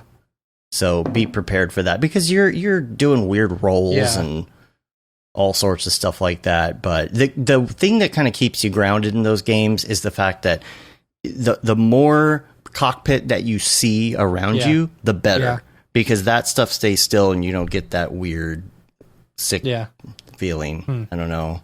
Interesting. Alex, have you done any VR? Do you have a VR helmet? Any of that? No, I really am probably shooting myself in the foot not being a VR person, but I just I'm not a VR person. Putting the heavy helmet on, that's enough to just deter me. Yeah. And then also you can't coming from, which people have told beautiful stories in VR, and that's super fantastic for them. But for me, I prefer to be able to craft as much of the cinematic experience as possible, and to put blurred leaves in the foreground here and specifically here for a reason. So I just the idea that the user is completely in charge of what the scene looks like to them because I can't go in and frame it. Yeah. That's just not my world. I totally get the value in it. I completely see where, why people enjoy it so much. It's just not my cup of tea. What about designing in it? Have you tried anything like Medium or one of those? I haven't. No, that's just my brain kind of breaks down. That's just not the way that I think, and not the way that I construct images. I get in there and I look like a 4-year-old. I just can't. No one's going to like what comes out of there. So I just it's very hit or miss for some people. My girlfriend doesn't really like it that much. We played a couple VR games. I had my old VR helmet. We did go play some virtual poker one time just to try it out, go to the casino and try and play, just to see if we could do it, it's kind of fun, but yeah, it just depends. And a lot of people do make that comment about the helmet being heavy, and it's until they really lock this in to where it's something that feels supernatural, not supernatural, but very natural. I think it's going to take a long time to adapt, and a lot of people may not even think about trying it until it's something more like AR glasses or something like that. Which Apple will probably come out with soon. Whatever. Yeah, in the first place that I was at, they were really big into VR, which just I think really cemented in for me. That's just not my work style. And they were also trying to make a lot of experiences VR, not because they would function better in virtual reality, but because VR is new. And if it was VR for the sake of VR, which, maybe that's what ruined it. Maybe I should try it again. But up until now, it just hasn't really been my thing. It's like all those products that came out, when HD became a big thing, all these products all of a sudden were make sure you get such and such new cola HD. What? Yeah. Just using the buzz, or Crest 3D white when 3D was getting big again. 3D TVs. It's Crest 3D white. It's 3D. Is it? I forgot about that. Right. Yeah. try new Starbucks VR. It's virtual reality coffee. Right. Oh, if only. Yeah. Jeff Haas said, DMX gonna give it to you. It's DMX. Because we were talking about DMX cables earlier. DMX cable. I was going to make that joke too, but I wasn't sure whether I was using the correct, whether I was saying the correct term. The rumor is that's where he got his name. Oh, really? I've heard that. I don't know if that's true, but I have heard that rumor that he saw like DMX cable and he just liked the term. Yeah. And he was like, all right, I want to be called DMX. Because everyone's going to be talking about me anytime there's, there's a studio. Yeah, it's good production. Google food. Yeah, right. Mm-hmm. Yeah. And speaking of video games, I just wanted to mention I finally got a chance to dig back into Flight Simulator a little bit with my daughter this weekend. It was good. There was an update. I feel like it loads a little bit faster now. That's good. And I'm sure part of it is the fact that the freaking thing is 160 gigs, so I put it on an external drive and it's going slow. But I'm really enjoying it. I'm starting to learn all these terms about aviation. It makes me want to get one of those joysticks and all that. Or go take some flying lessons. We've got a private airport just down the street from me. I've thought about doing private lessons, but it's like probably really expensive, and odds are I'd probably kill someone. If it weren't for the whole, crashing part, I'd be fine with it. Right. But, well, planes want to stay up. They don't want to fall. Do they? Yeah. How do you know that? I've asked. They're so heavy. How do you know that? I don't know. Oh no. I was talking to Winbush. Matt. Yeah. Thanks. I appreciate that. Chris says Flight Simulator's going into VR beta, and I had heard rumors of that. They had talked about it. The problem is that it's so heavy that even when you're on like a 2080, you're lucky to get 60 frames a second at 4K. And so it's like, how are they going to do VR? Yeah. And I did hear that rumor that they were working on that. I'd love to try it. I think it would be fun. And the textures and everything about the sim is so great. My daughter and I sat there and she took the controls and immediately you barely touch you barely touch something and you crash. I'm like, no, here's the thing. You got to be, this is a sim. This is not a game. Like, it's so sensitive. You barely touch the left or the right key and it just like you're out of control. So you got to listen to the flight instructor, take your time, go through it, because they teach you all the controls and they teach you how to land and they teach you all of that stuff. But and I was getting frustrated myself because I was not understanding the instructor. But and I was crashing on land. They were telling me too much too quick. But I don't know. I'm starting to get into it. But I was talking to Winbush the other day, and he told me that Benji, who was on the special with him the other night, I guess is getting one of these new Logitech controllers, and the thing looks so sweet. Yeah. All the cool little pilot switches, those little dip switches, the ones I'm talking about, the little metal dip switches and all of that. And I looked up this controller and it's like $250. It's a Logitech controller.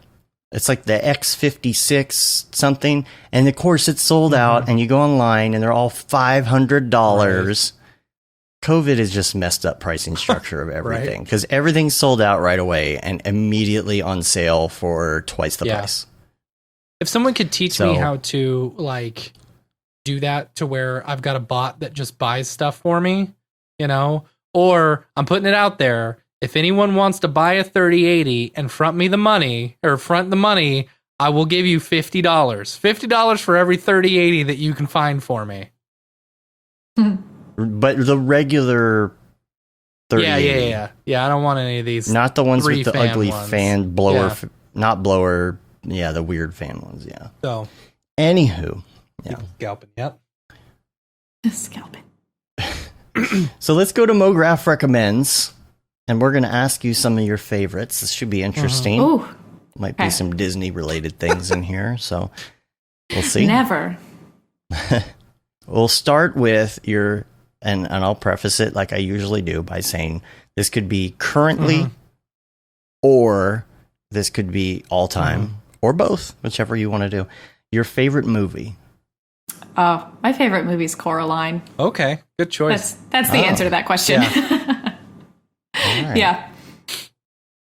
How old is that movie? It just had its 10th birthday, like pretty recently. So Yeah. like 10, 11, somewhere in there. Are you a fan of Neil Gaiman? I honestly didn't really know. I wasn't really familiar with him before this movie and getting like super entrenched in it. But I am now. Yeah. Have you seen what is it? Good Omens on Amazon? No, I heard really great things from it. It just seemed a little too like Sounds familiar. a little too out there for me. It's so good. A little too like fantasy, sci-fi, fantastical ish. Okay. Yeah. Yeah. All right. But I heard it was great though. I heard it was really was good. good. So that Too let me stop fantastical, you. too fantasy, but your favorite one is Coraline? well, that's different. That like it's completely different, Matt. You know what I'm talking about. It just felt I felt like I would find like there's Lord of the Rings, like like that level. I felt like it fell into that neighborhood. And maybe I'm totally wrong because I've never seen it, so I shouldn't be talking smack. I don't think it's that fantastical. It has its basics, its basis in like biblical history, and stuff like that. So it's like modern day and stuff, but also based around, biblical stuff. But it's a comedy. I'll put it on the list. Funny. And anyway, I binged it so hard. Like it's been one of the few movies or shows in the past few years that I've just been like, okay, I need to watch the next episode. So, oh wow. Yeah. Okay. I'll put it on the list just for you. Yeah. Yeah. I'll tell you, I a personal favorite. If you're on Netflix, I think it's one of the top ones right now. It's just a new release. It's Boys in the Band. The Boys in the Band. That's yeah, I saw the trailer for that. Now, I had no idea. I mean, I saw the trailer and I was like, sure, let's put it on. And we put it on and I got through most of it, but it was late and I fell asleep. Had to get up early today too because it's the first day of actual physical school for my daughter. So, going through all of that and prep and social distancing and whatnot. So I kind of had to go to bed. So I need to go finish it. But I really liked what I saw, the 3/4 of it that I saw. And we're sitting there watching it, and I had no idea anything about it or its the past or its history and whatnot. And we were watching it. I'm like, this feels like a play. This feels like a play. Like the way that everything works, just the rhythm of everything, and the fact that there aren't many different scenes. It takes place mostly in an apartment. I'm like, this feels like a play. I kept going. I'm like, this has to be a play. This must be an adaptation of a play. And of course it was. Apparently it was an off-Broadway in the 60s because it takes place in the 60s. And I thought, okay, well, maybe somebody wrote it to take place in the 60s, but it was actually written then. And it was really good. Yeah. I really liked it. And I guess it came back to Broadway recently for its 50th anniversary. But I did want to recommend that. Cool. So next on the list is your favorite music. I like Aurora a lot. Like a lot. I don't know. Have y'all know what I'm talking about? I don't know Aurora. It's primarily like pretty like synth based music. But she is, I believe, Norwegian from Norway. So I feel like that background, plus also like English is a second language, and I feel like that combination of, like one step removed from the like language she's writing songs in results in these really neat, like just like word combinations and like choice in like the emphasis on certain parts of words. Like I love it. Love it. And all her music videos are really dope too. Yeah, these styles and all of these photos I'm looking at. Wow. It's just like that type of music to me. Like that's what art sounds like in music. I love her. Have you heard of Sigur Rós? Yeah. Okay. Just curious. I don't know. They're an Icelandic She reminds band, me. Okay. She kind of reminds me of a mix between like Bjork and the woman from Die Antwoord. I'm pretty sure Bjork went to one of her shows. Oh, probably. it seems like the same style, totally. Yeah. Yeah. I'm a pretty big fan of some of Bjork's music. Not all of it, but I had a little Bjork phase for a while. Don't we all? Dancer in the Dark, man, that one just about killed me. Which one? The movie Dancer in the Dark, Bjork. Have you ever seen it? I did not. No, I haven't seen it. Like No. depressed for days after seeing it. I'm not a big enough fan. Like it's a good movie, you know. It was well done, like for parts of it. So it's a normal movie or whatever interspersed with like musical scenes and stuff like that. But you've got it looks like it was shot on VHS or mini DV or something like that, because it probably was, you know. And then it's interspersed with these really high production, very, you know, colorful music scenes from her music, you know, using her music. And then, you know, super. It wasn't Michel Gondry, was No, it? It wasn't Michel Gondry. No.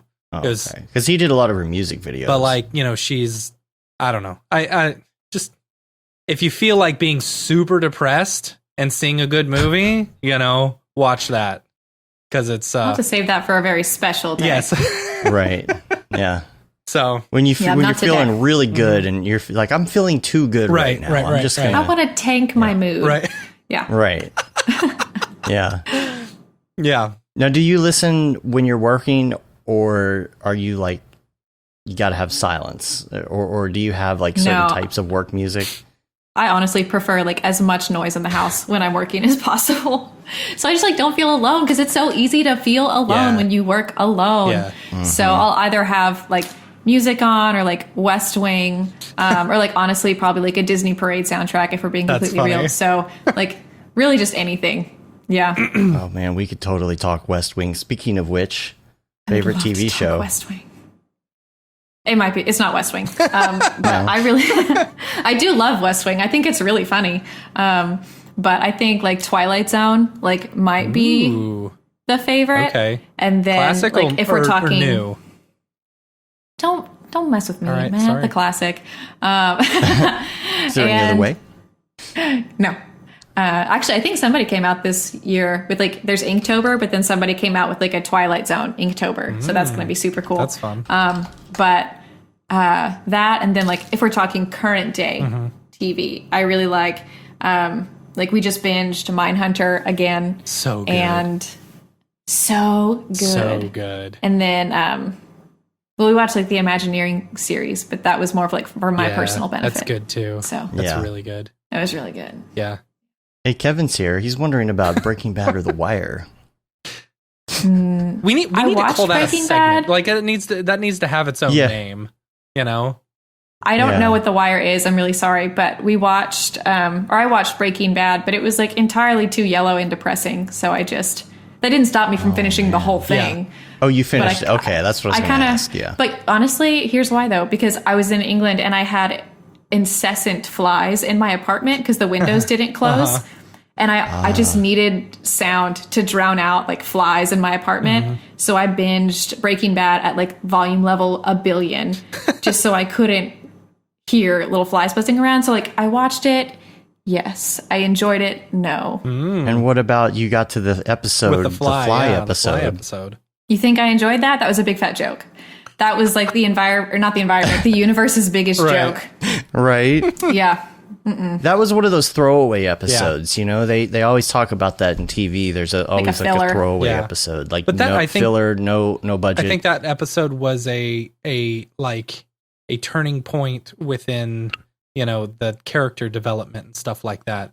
It was also one of like, I think the least liked episodes of all of them. well, I'm you know? sure. Yeah, But, that was yeah. so weird. I don't know. Yeah.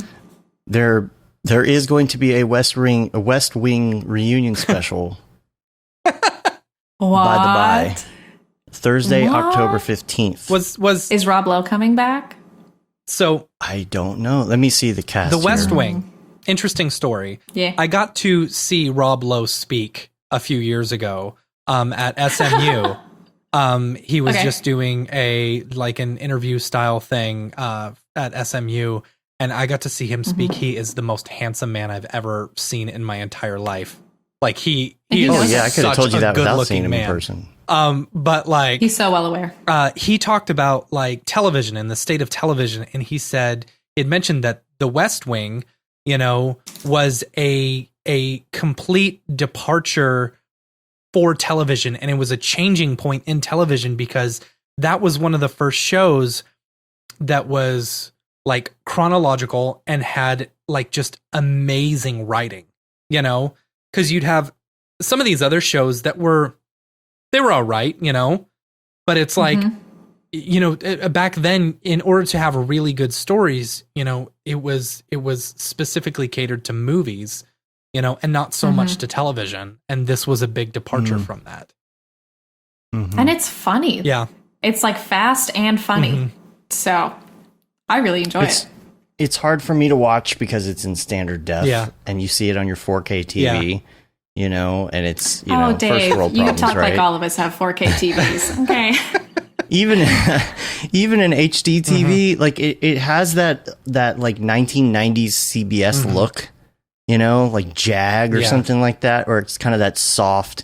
You wish you could see it in HD because it would look so cool. Like the cinematography I like it the way it is. So great. It like sets you back in the mood, you know? So makes you feel like it's the 90s again. So early speaking 2000s. of, so I don't know if y'all have seen Friends or the OC lately, but like there was a long time in which they didn't release it for streaming specifically because they were redoing the entire thing for 16:9. They were taking those original edits and putting them into 16:9. So if you go watch Friends right now on HBO Max, you'll see it's full 16:9, and it's not like they zoomed in and cropped it like they normally do. It's actual 16:9 because it was shot on the film, original film. And then same with The Simpsons. If you watch The Simpsons now, because we've been watching so many of these episodes, dude, I'm telling you, no. You got to turn off the 16:9 aspect ratio. But if you watch it in its original 4:3, I'm watching it on my 4K TV, and the quality is fantastic. They did. Oh wait, did they put the 4:3 back? Yeah, the option's on there now. Oh, okay. Yeah, Okay, it's good, fantastic. good. That's what we've been watching it in. But like the up-resing that they did for this, like you can't tell the difference between that and like say something new nowadays. You know, the quality is just so good. Well, it's easier to up-res tunes. Yeah. You know? Yeah. It's probably easier for the algorithm and whatnot. People are so blown away lately by that one. Is it Topaz? Yeah. I think, is it Topaz? Good upscaling I don't things. remember. I think so. Yeah.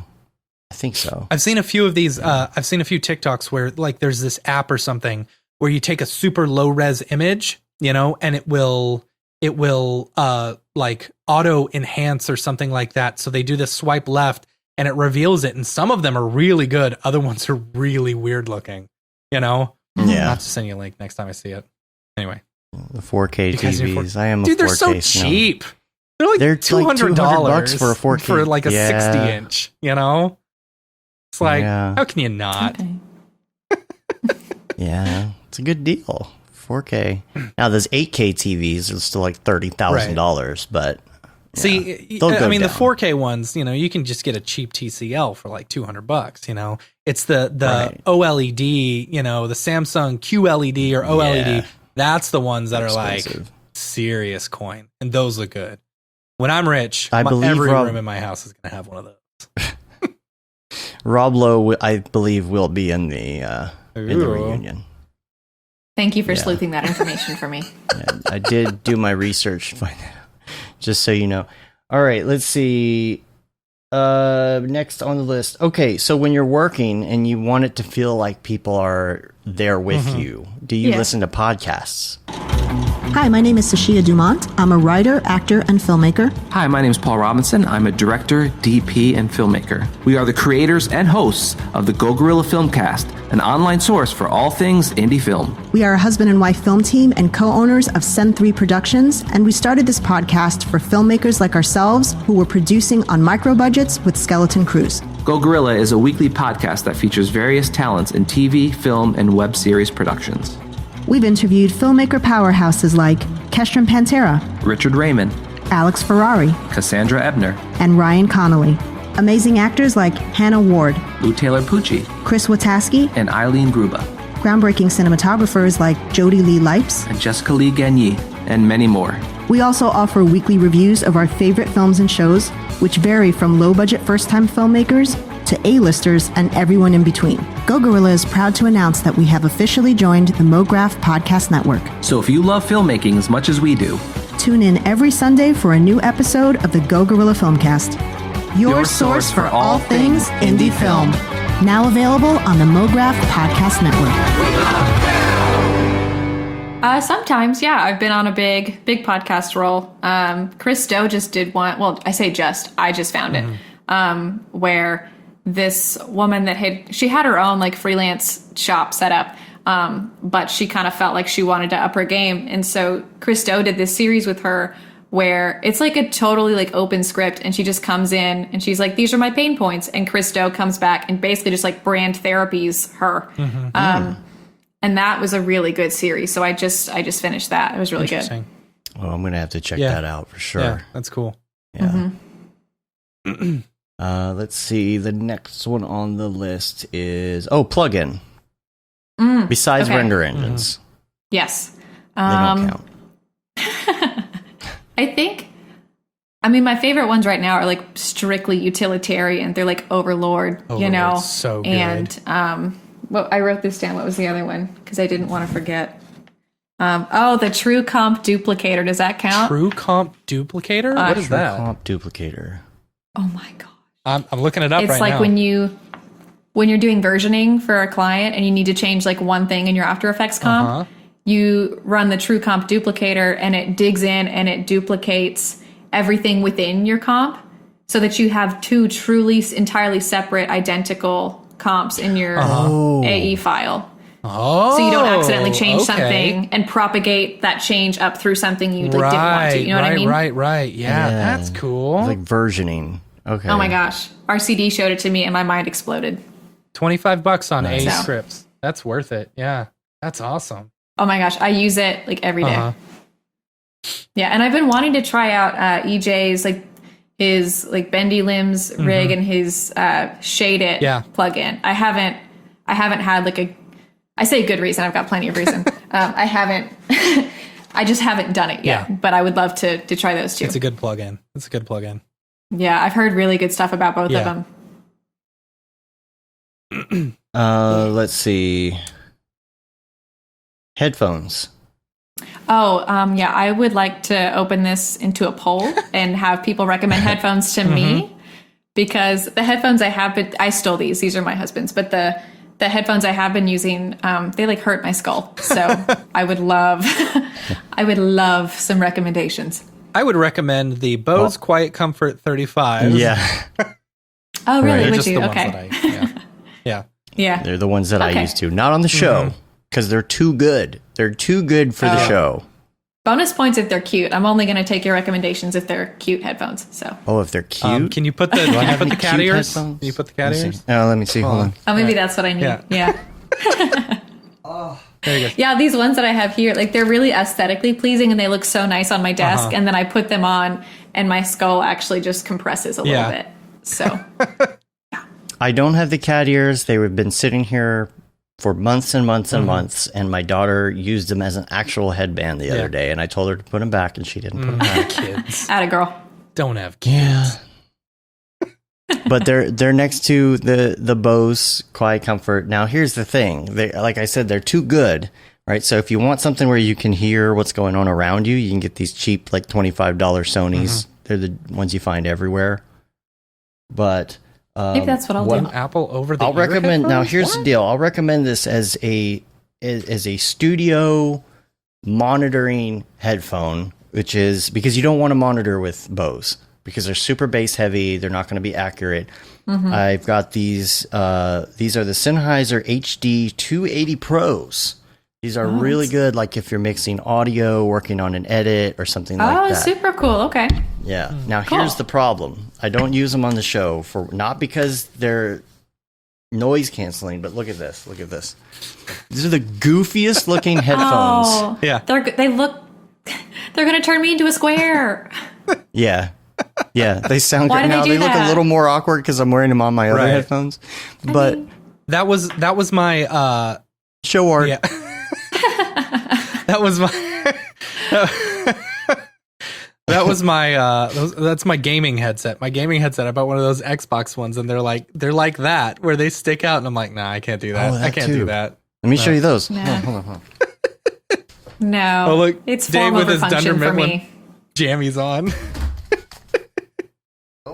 Drop these. Hold on. Ignore my Dunder Mifflin that's what I jammies I'm said. wearing down here. I can't. Yeah. I can't. They're the best. Proudly sporting those. Now this is like a whole headphone review. I have a lot of headphones in here. Yeah. These are the Kraken, Razer Kraken, right? the Razer Kraken headset, which Okay. is really nice if you're doing gaming. It has like the pull-out microphone, so it doesn't always make you look like a complete nerd. But they are Okay. green. You can get like just regular color and not the green, but these are really great as well. So you Okay. have plenty Good to to know. choose from now, I think. Thank you for your input. I So- appreciate it. I'll be interested to see what you choose. So will I, my dude. Kevin was saying he Kevin got the says, like- Aftershocks Aeropex bone conduction headphones that Clint was using. You know, I got to try those. You know, I'm Okay. very interested. Like the bone conduction. That's crazy. I don't know. Yeah. What if your cheekbones aren't high Right. enough? I don't know. What I if was my bone thinking about structure's not checking some of compatible? those Right. out. Or Yeah. like you don't get the bass out of them though. If you want Yeah. bass, don't I get don't know. those. But interesting. yeah, I like the thought of being able to just not have anything Yeah. on your ear though. I've been thinking I've been about considering that. the I have Apple so many AirPods headphones already. You know, I've been thinking about it. I don't know. I heard those like send wavelengths through your brain and are gonna, I don't know, microwave it or something. I'm scared of those. I mean, they're Yeah, not and also- too expensive. You know, $200 or so. You don't get. I don't know. They hurt my ears after a Yeah. while. Like the way that they're built. You ever wear a pair of headphones and something about the way it hits the cartilage hurts if you wear them for like an hour or Yeah. so? This is what happens with my Kraken headphones. After an hour, you take them off and something hurts. I don't know how to. You can't. It's not. It's Yeah. like a weird localized pain, and you can't find it. It's like it smashes your cartilage. I feel like that's what Apple headphones do inside my ear as well. Yeah. What a comprehensive review of headphones. Yeah, very, anyway, very thorough. all right. The next one is your go-to app, your favorite go-to app when you It's- are on your phone. Yeah, it's probably Instagram. I really don't have a ton on my phone, but I think I probably spend a good amount of time scrolling through the gram per day because it feels Yeah, productive. It that's- feels like research, you know? Yeah. And then we get past that phase and I'm just, looking. Well, and there's not all the politics you get on Facebook either, so you can just kind of enjoy the art. I don't know. Like my feed's been getting really sassy recently. Like all the art is like really, really politically political driven. art. Yeah. It's still art, So- though. Yeah, it is. It guess. just like it's not Yeah. like necessarily like easy viewing art. It's like it fires you up for a cause and now you can't go to bed art, Yeah. So That's true. I did one of those this week. I have to admit, I did do one of those. I quoted the first lady on a new Starbucks cup Oh, yeah. for Christmas. Yeah. So, let's see. Last one. This is the toughie, unless you prepped Okay. for it, but I don't know. This is your Rough. favorite life hack. let me see what I wrote. Mitch Myers Oh boy. is you turn the toaster on its side for some bomb ass grilled cheese. Oh, that's good. That's good. No, I read there was a freelance manifesto. That's where I got a lot of my life hacks from. But then they were a little too gentle. Like I really wanted like it was really good. Don't get me wrong, but I really wanted like hard hitting practical advice. Right. So I read Hoodspah's freelance and business and stuff. Have y'all seen that? It is immaculate. It is, I mean, it's, put out by two designers. So it's immaculately designed, so good. But I feel like it fills in some of the more practical holes that I needed after reading Freelance Manifesto. And it's a little feel more like you're not geared the toward first person a to say design that. shop. Yeah. Yeah. Yeah, will you send us a link to that or something? Because I want Yeah, to let me- definitely put that in the show notes. And And I'm interested in, is there an audio it. book version? Because I'm, Actually, I don't. I'm still here. I just can't get it off the shelf. Okay. I've got the link right But there. I'll send it to you. Dave. okay, yeah. Put it They in just Dingus. released, I think, like a video class about the book. So that's brand new. I'm pretty sure, but it's so good. Yeah. You buy the print copy, you get the free ebook. Well, they also send it in just like a really well designed box, and they have all these other That's cool. little goodies they throw in I don't there. think you can so. buy it on Amazon. I like their little I think so. email thing in the corner with the Simpsons. Oh, that's Isn't that funny? Join us. I love them so much. I've got a perpetual girl crush on this entire company. funny? Over 9,000 copies sold. 9,000. Yeah. It's over 9,000. Cool. All right. So, that was A lot of what I've that was learned it. came from there. Mhm. So read it. And then I wrote down, y'all seen Say Anything, where John Cusack like comes up to the girl's house with the The boombox. you know, where he's having a chat with Joan Cusack in the kitchen, and she's kind of cranky, and he comes up to her and he's like, "Be in a good mood. How hard is it to wake up and decide to be in a good mood?" And he's kind of shouting at her, so like maybe that's not conducive to success. But I feel like that for someone who works by themselves and your mood is like highly influenced by how you wake up that Yeah. day, because there's no one. Who am I going to talk to? So Yeah. I think just for like personal health, that line I like a Yeah. lot. Don't have kids. That'll change your whole mood every morning. Don't have kids, just cats. Yep. Just cats, yeah. Oh, Yeah. yeah. I'll put the link. Feeding Wolves is asking for links for the headphones. I'll put those in the show notes as well. What are those cool. again? I'll read them out just in case you want to look them up before I can get to the link. The Sennheiser HD 280 Pros. Yeah, I think they're on Amazon. They're a little spendy. They're medium spendy.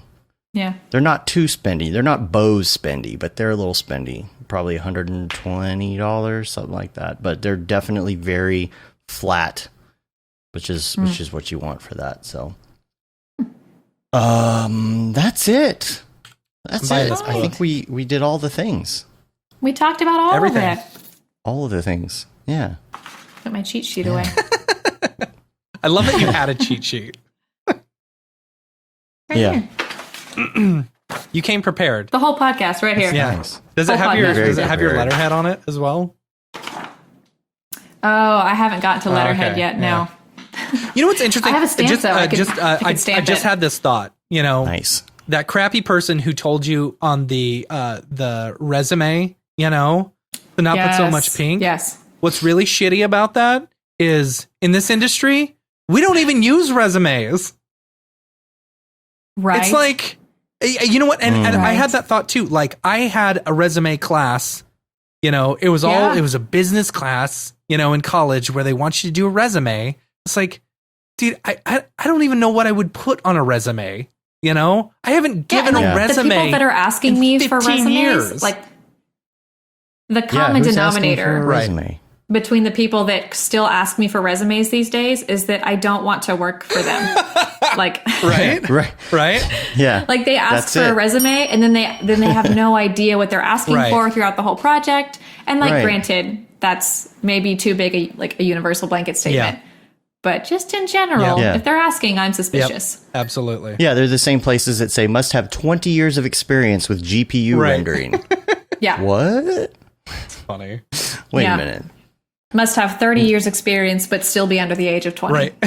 Yeah. Yeah. And have a master's degree, but work for $5 an Right. hour. Joke. Yeah. Sounds about right, right? Yeah.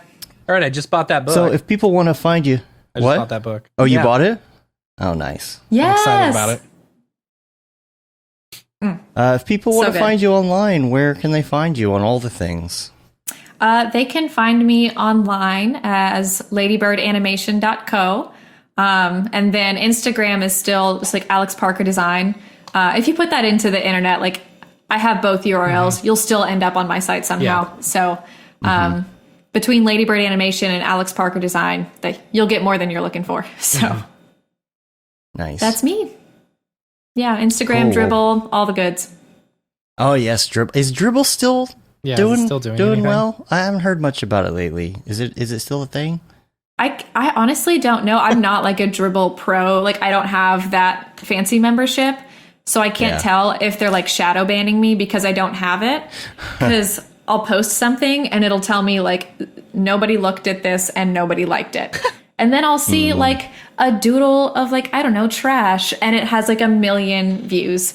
So Right. maybe my art is bad and I'm the problem. But No, I feel like it hit with such a hard vengeance, and then I haven't heard anybody mention it recently, and I don't know if if it was just a fly by night thing or if it's a very like tight knit like special community now with all of the pro and whatnot. I don't know. I still love the format. I love how clean it is, and Yeah. I love, the like intentions behind it. So maybe I just need to pony up for the pro membership and I'll kind of get back into it. Yeah, you need to ask EJ because EJ is all over the Dribble. That's where I found his plugin was from Dribble back when I was an itty bitty nice. baby. Yeah. That's funny. Yeah, he's big. EJ dribbles a lot. Yeah. If you want to, so I think we got all the links. Tell me this, .co. Yeah. Yeah. .co. Why the .co? Let me tell you, because that was a thought process. So .com felt boring. Okay. .tv, which also, I didn't realize this. .tv does not actually stand for TV. No. It's like It's a an country. abbreviation for like a little island somewhere. Yeah. Yeah. That's brand new information to me. .tv, I Tanzania? felt like maybe Tuvalu. Is it Tuvalu? Maybe. I don't know. Yeah. But then .tv felt like it really just pigeonholed me into, time-based media only. And I do a lot of branding services. So TV just felt like it didn't quite cover it. And I honestly just really wanted to be Ladybird Animation Company, like Animation Co. Okay. But as a sole proprietor, I'm legally not allowed to use the word company Really? nor the abbreviation co. Huh. So that was the well, closest I could That's get. interesting. So that's honestly why. Ladybirdanimation.com felt a little British to me. sends me to some weird site that says access Oh, denied. don't go there. Don't go there. Well, I'm just saying, don't go there. Yeah. Yeah, so that's why. Yeah, there's a lot of weird, like, top level domains now, I guess. Yeah. Because before it had to be a country, so that's where TV came from. And I guess that country, whatever country that was, made a lot of money out of it because they realized, oh, well, we have .tv and people want it because it sounds like television. Yeah. But now that they have these other ones like .limo. Oh, Lisa, oh gosh, I love her so much. I just forgot her last name. But her URL is lisaeatsa.pizza. Oh my gosh, that's so That's good. Oh, geez. Isn't that good? That is really good. That's great. That's personal URL dreams right there. Yeah, we should get some funny names like that. I think like the podcast I listen to, Back to Work, they do that. They just got some funny ones just to be funny. So on the show they'll mention, oh, if people want to get show notes, they can go to backtowork.limo. Just because, Yeah. So yeah, I think it was back in the day. It used to That's be a so big good. deal. That's so good. Isn't it Dot funny? pizza. And like her work is funny. She's a goddess. She's so Yeah. good. What happens if you go to pizza.pizza? Oh. Does the world implode? Because I'm almost scared. I'm typing it in to see. Domain Got it. Cost Club. It's available. Ooh. Mm. It used to be kind of a thing where .com was like you have to have the .com, but I don't feel like that's a deal Yeah. anymore because let's face it, everybody goes to your Instagram anyway, right? So whatever. Well, we really appreciate you being on and taking the time out of your work day, your new job, your new freelance gig. Thanks so much for having me, y'all. Can't wait to see you at the next DFW C40 meetup, whenever that I is. know. I was so sad the last one got canned, so I'm really looking forward to it. We're gonna have to do That was gonna be so epic. someone they mentioned in the chat, Jeff Burns did that the Camp Mograph still says 2020 on the logo. You know? Oh yeah. I was like, oh man. no. And so I hit up everyone and they're like, nah, we'll just keep it 2020 V2 or 2020 I feel like 2.0 we're- RC5 cross it Alpha off. 0.61. Scribble over it and put 2021 right. because it's going to be one of those things 10 years from now. You look back on all your badges from all the Right. camps and you're going to be like, oh, that was that year. Yeah, that'd be funny. You know, I don't just to think anyone's remind going you. to 'cause- forget 2020 right. anytime soon. Yeah, exactly. I feel like we just need a big do-over of this year. Yeah. Oh man. No, I don't know about a do-over. Let's just forget about all it. right. It's fine. Make sure you check us out on all the things. We're online. You can rate us on iTunes, leave a review. You can subscribe on your podcatcher of choice. Subscribe to the newsletter that just went out last week. So make sure you get on that. You can get kind of a rundown of what we've been up to. You can say you've been there, done that, got the t-shirt with the Mograph logo tee, the Paul Babb Feel the Babb 2020 shirt. All the profits from that go to Doctors Without Borders. The Render Things t-shirt, hoodie, and long sleeve tee, which it's fall. It's time to get on that long sleeve Render Things. Get that vibe going for October and whatnot. And then that Render is Fire shirt, which you can purchase and only if you are wearing it ironically. Unless you're shams. Unless you're shams. Yeah. And that's about it. We're on Facebook. We're on Twitter. We're on Instagram, YouTube, mograph.com. Make sure you check us out. Make sure you subscribe. Make sure you ding that bell. Whoa. And sign up for the updates on all your all the social networks. Next week we got some great people in the lineup, so check it out. Mograph.com/live. Colin Likes is next week, followed by Joey Camacho. We've got some great peeps coming up on the show, trying to line up some new ones here this week, so stay tuned for the lineup on that. And that's it. We're going to get out of here. Till next time, I'm Dave. I'm Matt. I'm Alex. Have a good one. Later, yo. Bye, y'all.